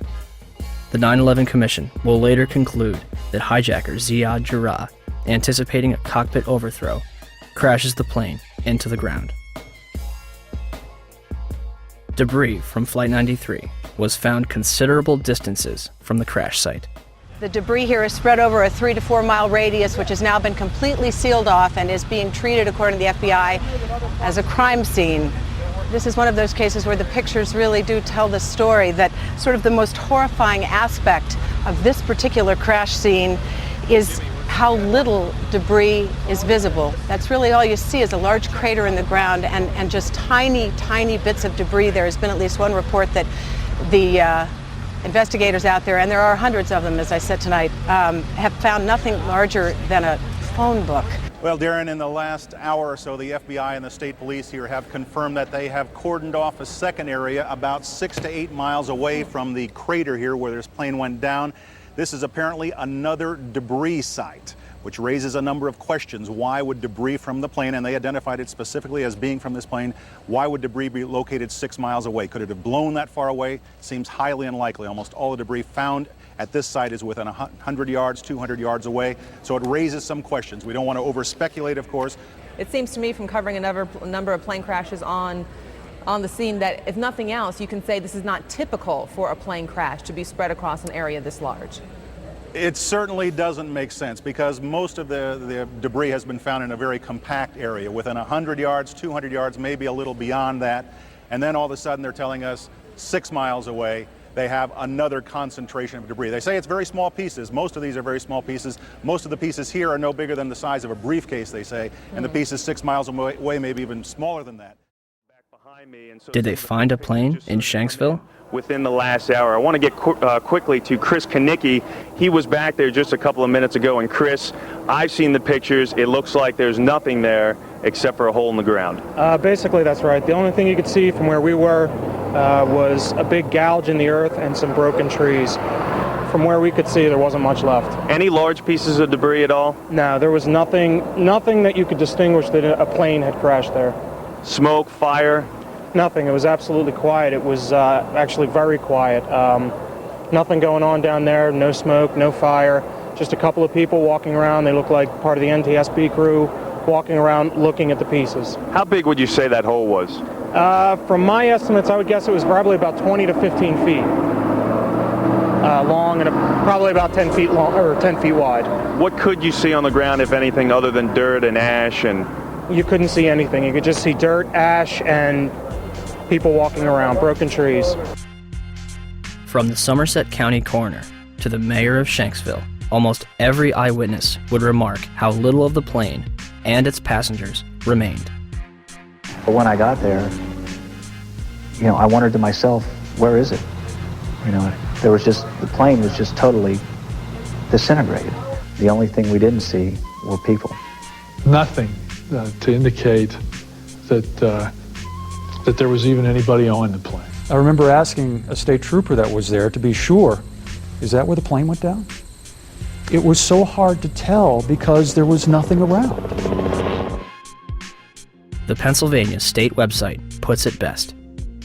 It is difficult to believe that a 757 plunged into the ground with such force that the plane literally disintegrated and created a still, smoldering crater. Is there any historical precedent for a commercial airliner disintegrating upon impact. The emergency services realize their task is hopeless. John Heavey and his team confront the horror of the scene. The twisted wreckage of 191 lies scattered for hundreds of meters. Debris has smashed into the trailer park, destroying 5 homes. In 1988, Pan Am 103 exploded in mid-air over the town of Lockerbie in Scotland, killing 270 people. Terrorists checked a bag containing a bomb into the hold, but didn't board the plane. The sea below them is on fire.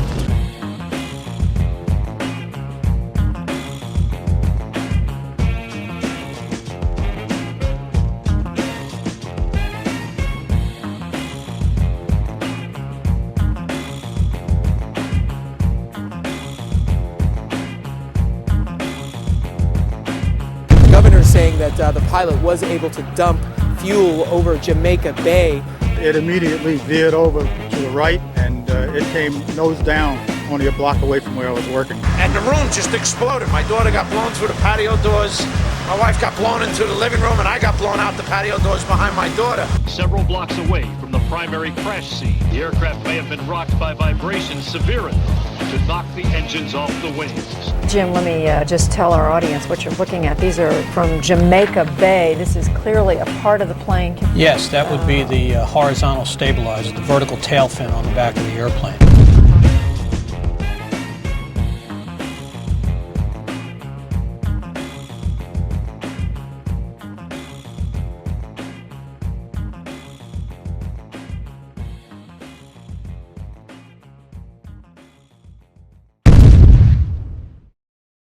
In 2006, during the trial of Zacarias Moussaoui, the FBI managed to provide a multitude of evidence that appears to have survived a catastrophic crash in near pristine condition.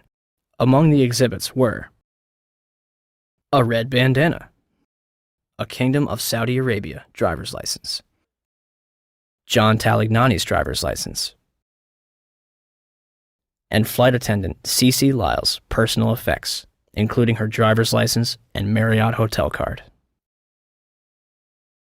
Although a 757 managed to obliterate itself upon impact, paper and fabric managed to survive without a scratch.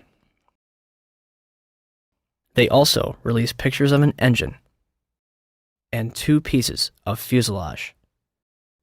It is not specified where those were found. Once again, the FBI stepped in to supervise every aspect of the investigation.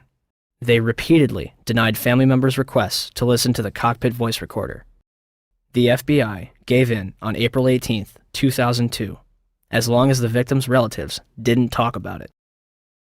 And for some reason, the last 3 minutes were unaccounted for. No explanation has been given. Even after Zacarias Moussaoui's sentencing, the actual cockpit voice recorder has yet to be released. The 9/11 Commission concludes that the military was not informed of Flight 93 until 10:07, minutes after it had crashed. We heard the explosion. Actually, our power had gone off, and then we felt a tremor. We had just gotten up, and the next thing I know, it sounded like a missile came across our house. I mean, they were going that fast. It was flying. It was coming from that direction. I have no idea what it was. Oh no, it wasn't the aircraft that crashed. No, it's hard for me to believe that they did not know about that aircraft until 10:07. That's difficult for me to believe. Despite the discussions about military assistance, no one from FAA headquarters requested military assistance regarding United 93, nor did any manager at FAA headquarters pass any of the information it had about United 93 to the military. A year after 9/11, military officials were telling an entirely different story, that Flight 93 was being tracked. In the Pentagon Command Center, there's a report of another hijacked plane, United Airlines Flight 93. We received a report from the FAA that Flight 93 had turned off its transponder, had turned, and was now heading towards Washington, D.C. The decision was made to try to go intercept Flight 93. The rules have changed. We could do something about it now. Colonel Bob Marr is in command at the Northeast Air Defense Sector base in Rome, New York. The words that I remember as clear as day was, "We will take lives in the air to preserve lives on the ground." Marr orders his air controllers tell the pilots to intercept Flight 93. United Airlines Flight 93 will not be allowed to reach Washington, D.C. The closure time came and went, and nothing had happened. So you can imagine everything was very tense. Flight 93 is about 175 miles north and west of Washington, flying over Somerset County, Pennsylvania. Up above, a fighter jet streaks by. It was about 10:03 that the fighters reported that Flight 93 had crashed. Eventually, of course, we never fired on any aircraft. When you heard the plane was down without a shot being fired at it, do you remember what you said? We just witnessed an act of heroism. Was Flight 93 downed by hijackers in an open field in Shanksville, Pennsylvania? Or is the truth being withheld from the public?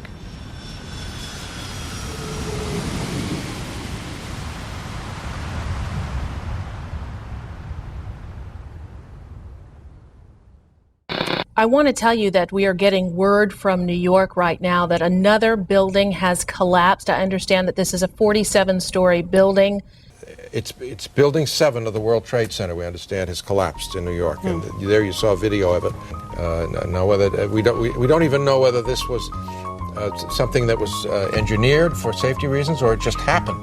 For the third time today, it's reminiscent of those pictures we've all seen too much on television before, when a building was deliberately destroyed by well-placed dynamite to knock it down.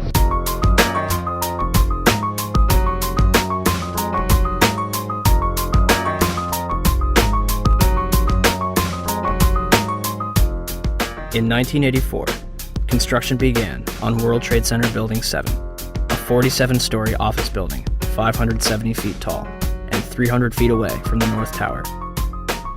It opened to the public in 1987 and housed offices for Department of Defense, Securities and Exchange Commission, and the Internal Revenue Service. Building 7 was considered the Central Intelligence Agency's largest station outside of Washington, D.C., and was also the Secret Service's biggest field office. Numerous cases would be closed due to its destruction. On June 8, 1999, Mayor Rudolph Giuliani's Office of Emergency Management Command Center on the 23rd floor is opened. The command center on the 23rd floor is bulletproof and bomb-resistant, with its own air supply and generators. It's linked to city airports, the Coast Guard, and the Pentagon. Computers will soon have detailed blueprints of every major building in New York City, as well as evacuation routes. Hurricanes and heat waves would be handled here, as well as terrorist attacks. Though New York officials say their facility is not impenetrable, they're confident it could handle even the worst crisis imaginable. Deborah Fayerick for CNN, New York. The 50,000 square foot center has reinforced, bulletproof, and bomb-resistant walls, its own air supply and water tank, beds and showers, and 3 backup generators. It has countless monitors which oversee police and fire department responses, and it is staffed around the clock. Hours before the first plane would strike the World Trade Center, Building 7's alarm system would be placed on test status at 6:47 a.m. for a scheduled period of 8 hours. This normally occurs during maintenance, and any fire alarms from the building are disregarded. After the second plane strikes the South Tower, the building's power is shut off and its tenants are evacuated. The major fires in World Trade Center 7 were as follows. On the east face, between floors 11 and 12. On the north face, on floors 7 and 12.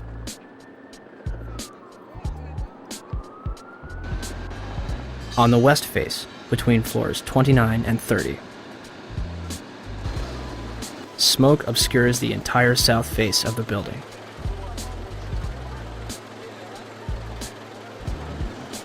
By 3 p.m., Chief Daniel Nigro of the FDNY had set up a collapse zone around Building 7. After 4 p.m., news outlets began reporting that the building had collapsed. We are getting information now that one of the other buildings, Building 7 in the World Trade Center complex, is on fire and has either collapsed or is collapsing. We've got some news just coming in, actually, that the Salomon Brothers building in New York, right in the heart of Manhattan, has also collapsed. Now, more on the latest building collapse in New York. You might have heard a few moments ago I was talking about the Salomon Brothers building collapsing, and indeed it has. Apparently that's only a few hundred yards away from where the World Trade Center towers were. And it seems that this was not a result of a new attack. It was because the building had been weakened during this morning's attacks. We'll probably find out more now about that from our correspondent, Jane Stanley. Presumably there were very few people in the Salomon building when it collapsed. I mean, there were, I suppose, fears of possible further collapses around the area. That's what you would hope, because this whole downtown area behind me has been completely sealed off and evacuated, apart from the emergency workers. That was done by the mayor, Rudy Giuliani. Jane, I think many of us, when we heard the news, perhaps on the radio earlier today, were completely flabbergasted by it and just couldn't comprehend it. I mean, it almost sounded too far-fetched. I was wondering what it's felt like for you being in Manhattan. Well, unfortunately, I think we've lost the line with Jane Stanley in Manhattan. Perhaps we can rejoin her and follow that up later. Where did CNN and BBC get their information, especially considering the building was still standing directly behind their reporters? The collapse of the building at 5:20 p.m. would cause speculation as to how it fell. The collapse of the main structure takes place in approximately 6.5 seconds, and the building falls symmetrically into its own footprint, barely damaging the surrounding structures. It will create a pyroclastic cloud that mushrooms down surrounding streets. Initially, it is assumed that the building's diesel tank may have been responsible for the collapse. The Federal Emergency Management Agency's report in 2002 will state that the specifics of the fires in WTC-7 and how they caused the building to collapse remain unknown at this time. FEMA does analyze the collapse of Building 7, but then they say our best hypothesis has only a low probability of occurrence. This needs further investigation, and I certainly agree with them on that. Then NIST has handed the ball.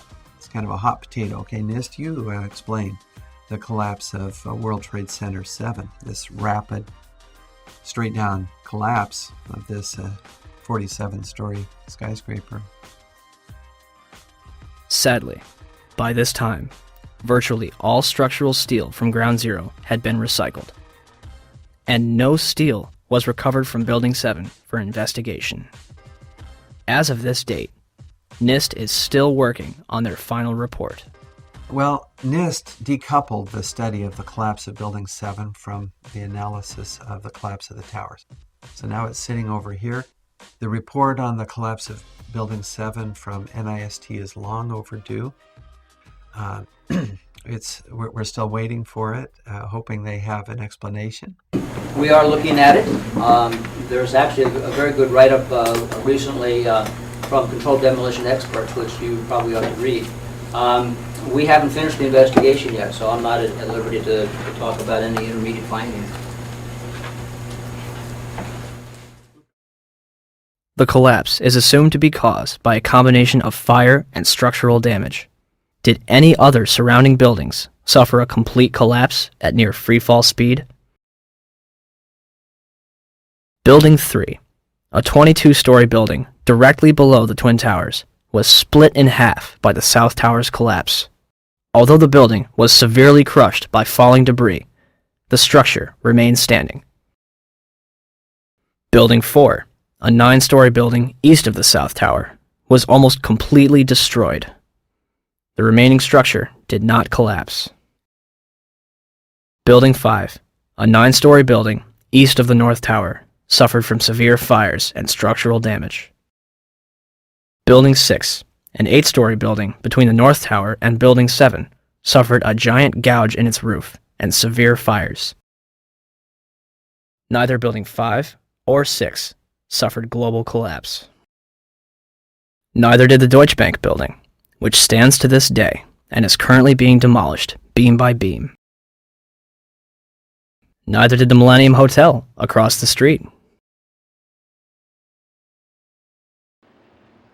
Building 7 burns over a number of floors and suffers structural damage to its south face before collapsing completely to the ground. Did anything occur inside the building that might cause a collapse? We started walking down the stairs. We made it to the 8th floor. Big explosion. Blew us back into the 8th floor. And I turned to Hesh. I said, this is it. We're dead. We're not going to make it out of here. And we have Frank Uciardo back on the phone with us, Brenda, with some New York City officials. Frank, go ahead. That's right. I'm standing here right now just off Broadway by City Hall with Michael Hess, who is the city's corporation counsel. Mr. Hess, you were trapped in, I believe, 7 World Trade Center. Go ahead, sir. Yes, I was. I was up in the Emergency Management Center on the 23rd floor, and when all the power went out in the building, another gentleman and I walked down to the 8th floor where there was an explosion, and we've been trapped on the 8th floor with smoke, thick smoke all around us for about an hour and a half. But the New York Fire Department, as terrific as they are, just came and got us out. Their experience is mentioned by NIST's interim report on Building 7. However, the authors claim it is the collapse of the North Tower. The glass on the ground floor was not even blown out. Would debris and smoke rushing up the stairway be described as an explosion? So, we have a 47-story steel-framed skyscraper, which housed various government agencies and numerous important documents, damaged less than the other World Trade Center buildings. At 5:20 p.m., all structural elements inside Building 7 simultaneously fail, and it collapses symmetrically, imploding into a pile of rubble. This building had 81 columns, 24 core and 57 perimeter, running from the basement to the roof. For the building to have collapsed the way it did, all 81 of these columns had to collapse simultaneously. Could fires on a few floors have heated up all these columns to the breaking point at the same time? Let's ask the 9/11 Commission. Governor Keene, may I ask another question, please? At 5:20 p.m. on September 11th, World Trade Center building number 7, 47-story modern frame steel skyscraper that no plane hit, collapsed into a neat little pile onto itself and exhibiting all the characteristics of controlled demolition. FEMA, in their investigation, didn't say that. They said that fire must have knocked it down, but they couldn't figure out how. Video evidence shows what appears to be explosive squids going up the side of the building from south to north or from bottom to top as the building collapsed. There was molten metal found in the basement of that building at temperatures that exceeded anything normal fire could cause. With all the confusion about what happened to Building 7, why is there not a word about the collapse of that building in the 911 Commission report? We didn't see any evidence of the kind of thing you're talking about. We thought that was part of the tragedy of 9/11. The building collapsed later on. There was not a loss of life in that building. And it was not part of our report. Not part of the report. Thanks. Governor? So for the 9/11 Commission to totally ignore that, I think is unconscionable and shows that they did not do a thorough job. Did Building 7 collapse because of damage from the falling North Tower? Or was it also a controlled demolition? Die moesten het doen terwijl het binnen nog brandde.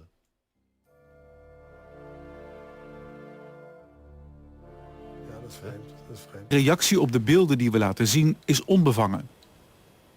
Zie je vanaf boven gaan? Nee, je gaat vanaf onder. Die gaat vanaf onder, ja. Toch? Ja. Ze hebben gewoon kolommen weggeblazen. Er is nagesprongen. Dit valt anders dan het World Trade Center. Vind je niet dan? Ja, je ziet het, de onderste verdiepingen gaan eerst. Ja, en de rest zakt er gewoon in. Dus dit is controlled demolition. Zeker weten? Zeker weten. Er is nagesprongen. Dit is in opdracht gebeurd. Dit heeft een team gedaan van experts. Maar dit is ook op 11 september gebeurd. Dezelfde dag? Dezelfde dag. Dezelfde dag? Weet je dat zeker? Ja.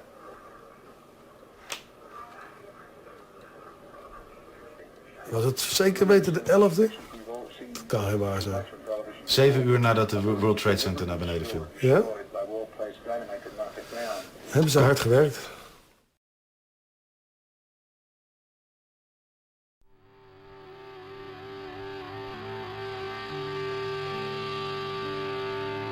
In the aftermath of 9/11, citizens and politicians alike would demand that steps be taken to ensure such attacks never happen again. In late January 2002, Senate Majority Leader Tom Daschle receives calls from both President Bush and Vice President Dick Cheney, urging him to limit the investigation to the House and Senate committees.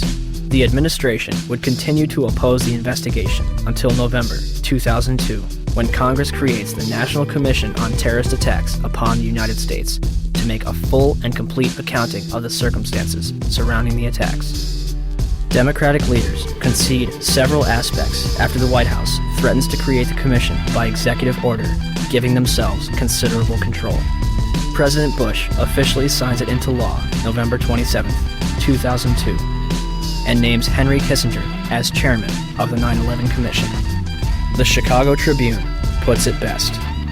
Kissinger is known more for keeping secrets from the American public than telling the truth. On December 13, 2002, Kissinger resigns from the 9/11 Commission, due mostly to a congressional demand that he disclose his private business clients. It would later be revealed that Kissinger was the chief advisor to the Bush administration regarding the Iraq War, a lie which has now cost more American lives than 9/11 itself. Thomas Kean and Lee Hamilton are named as chairman and vice chairman of the 9/11 Commission. By December 16, 2002, the 10 initial members of the 9/11 Commission have been appointed. Onto the stage.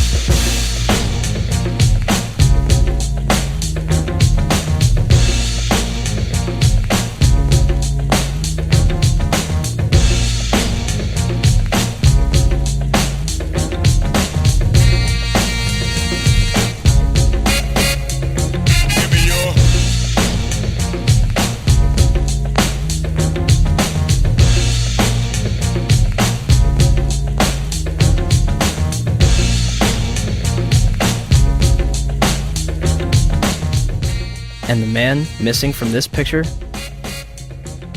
Philip Zelikow, Executive Director. He would shape both the commission and its final report.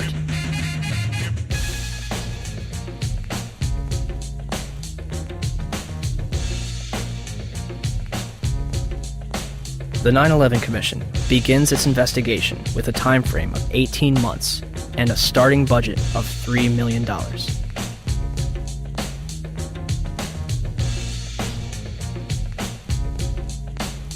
January 27, 2003. The 9/11 Commission holds its first hearing in Washington, D.C. Vice Chairman Lee Hamilton will claim a few days later, "We're not interested in trying to assess blame. We do not consider that part of the Commission's responsibility." March 26, 2003. The Bush administration denies the Commission's request for an additional $11 million in funding. 3 days later, the Commission is offered $9 million, and they accept. In April 2004, President Bush agrees to testify before the 9/11 Commission, but only if Vice President Dick Cheney joins in. Why did they insist on appearing together? The 9/11 Commission wants to ask us questions. That's why we're meeting, and I look forward to meeting with them and answering their questions. I was asking why you're appearing together rather than separately, which was their request. Because it's a good chance for both of us to answer questions that the 9/11 Commission is looking forward to asking us, and I'm looking forward to answering them. On April 29, 2004, behind closed doors, President Bush and Vice President Dick Cheney appear together before the 9/11 Commission for approximately 3 hours. They are not placed under oath, their testimony is not recorded, and the Commission's notes are subject to White House censorship. President, as you know, a lot of critics suggested that you wanted to appear jointly with the Vice President so that you two could keep your story straight or something. Yeah. Could you tell us what you think of the value of appearing together and how you would answer those critics? Yeah, first of all, look, I mean, if we had something to hide, we wouldn't have met with them in the first place. I came away good about the session. I think they found it to be useful. Yeah, Adam. Mr. President, Yes. don't you think that the families deserve to have a transcript or to be able to see what you Adam, said? you asked me that question yesterday. For an I answer got the today. same answer, yeah. May 19, 2004, Rudolph Giuliani testifies before the 9/11 Commission. We will now hear from our first witness, the very distinguished former mayor of New York City, Rudy Giuliani. Mayor Giuliani, would you please rise and raise your right hand and place you under oath? And the fact that so many of them interpreted it that way kept a much calmer situation and a much better evacuation. These people. I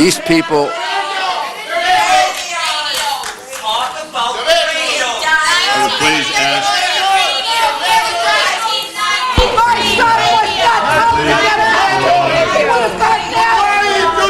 My son was murdered!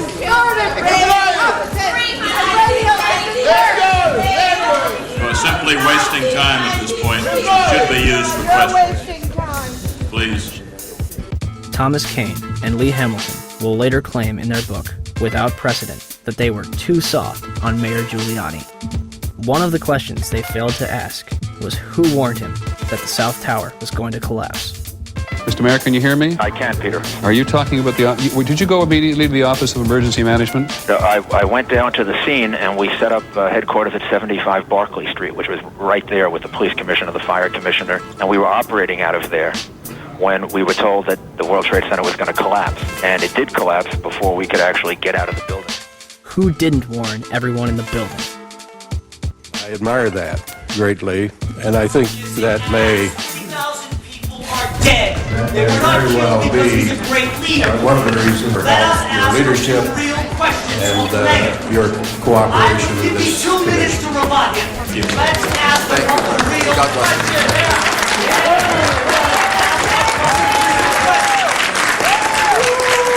No more softball questions. No more kissing ass.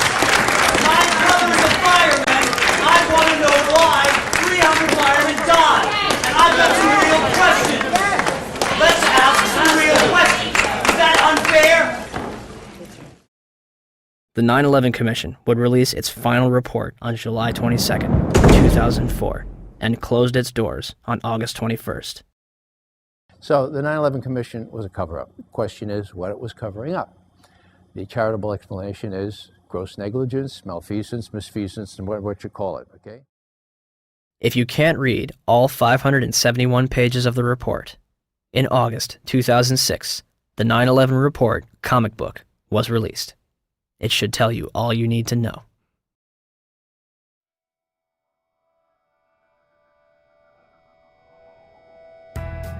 On the morning of September 11th, 19 Arabs boarded 4 commercial airliners at 3 different airports and crashed them into the World Trade Center and the Pentagon, with 0 military intervention. Or, we have been and continue to be lied to about the events of September 11th, and that elements within the United States government and mainstream media continue to cover up the truth. These are the same people that lied about weapons of mass destruction. They endorsed a lie that's killed several 100,000 innocent people overseas. Could they also endorse a lie that killed almost 3,000 innocent people in our own country? Our entire foreign and domestic policy has been based upon the events of September 11th. It has enabled the passage of Patriot Act 1 and 2,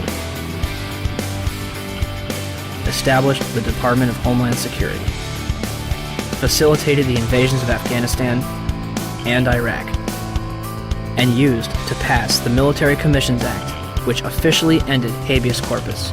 Habeas corpus in Latin means you have the body. It's a provision in the law where no one can just scoop up someone, put them in a black hole, and keep them there without that person having the right to appeal to a court and say, you have the body, now what do you charge this person with, and what redress does he or she have? As well as domestic surveillance, all in the name of fighting terrorism. And who ends up paying for all this? You do. Your children do. When President Bush entered office, he inherited a $284 billion surplus. His administration is now responsible for 4 out of the top 5 deficits in history. The 5th place belongs to his father. As of November 2nd, 2005, the Bush administration had borrowed more from foreign nations than all previous administrations combined. From 1776 to 2000, 42 presidents borrowed a total of $1.01 trillion from foreign governments and institutions. From 2001 to 2005, the Bush administration alone borrowed $1.05 trillion. Where does this money go? The government designed by the people, for the people, has turned its back on us. Or have we turned our backs on it? They spy on us. They torture and imprison innocent civilians. Ask yourself, what's happening? Where are we headed? And would we be here today without 9/11? Will somebody please tell us who's in charge? We need order. We can't stand this new world slaughter. It reeks of oil seats and bloody handshakes, U.S. interests and war profiteers. Our life is here in the belly of the beast, where thieves kill the innocent and pray for peace. Slaughter for the chief commander. So we're at the White House steps, demanding answers, but they don't got none. We've got few choices: protest or pick up shotguns. We're so stressed, we know the watch might arrest us, though with the key for talking. And we ain't made no death threats. Feds upset, so our phones infested. Think John Lennon resurrected, speaking truth to power till we have no breath left. We say no more, we're gonna fight back. We want the truth out, we want our rights back. Loose change, changes loose, no stopping now. Changes loose, no stopping now. We say no more, we're gonna fight back. We want the truth out, we want our rights back. Loose change, changes loose, no stopping now. Changes loose, no stopping now. We keep our mouths and minds open, hoping we can change the world. Media blackout, still we don't act out. We've been civilized despite the killing. You call yourselves patriots, label us villains. My comrades and nomads that are born free think it's rich kids, poor kids, lawyers and teachers. Dads, moms, past war veterans, peddling the truth. We ain't settling, the proof is clear as Watergate. You got a lot of hate trying to charm us with a plot of hate. What are you, an asshole? Your war's illegal, your cause is evil. You're born people, it's written up for the sequel. You're a sicko psycho, we've seen the proof. You can't intimidate the world from delivering truth. We're bigger than you, 40 million plus. Your guns ain't big enough to make us hush. We say no more, we're gonna fight back. We want the truth out, we want our rights back. Loose change, changes loose, no stopping now. Changes loose, no stopping now. We say no more, we're gonna fight back. We want the truth out, we want our rights back. Loose change, changes loose, no stopping now. Changes loose, no stopping now. We do this for the lives lost, devoured by evil, for the sake of the memory of innocent people, engulfed by the gluttony of hooligans who leave the world in ruins. Men here to do us in, but there's just a few of them and more of us. We warriors on the quest for justice. We crush the lies, trust only the facts. Just open your eyes. Who really attacked my feelings exactly? Facts be lacking on the hijacking, synchronized war games, facilitated plane crashes. And they wonder why we keep asking questions. Am I lesson lady liberty like it's a profession? So here we are, the infantry. We the people simply need to start a revolution of our minds, and eventually the crime of the century will finally be solved. Until then, we stand tall and say no more. We're gonna fight back. We want the truth out, we want our rights back. Loose change, changes loose, no stopping now. Changes loose, no stopping now. We say no more, we're gonna fight back. We want the truth out, we want our rights back. Loose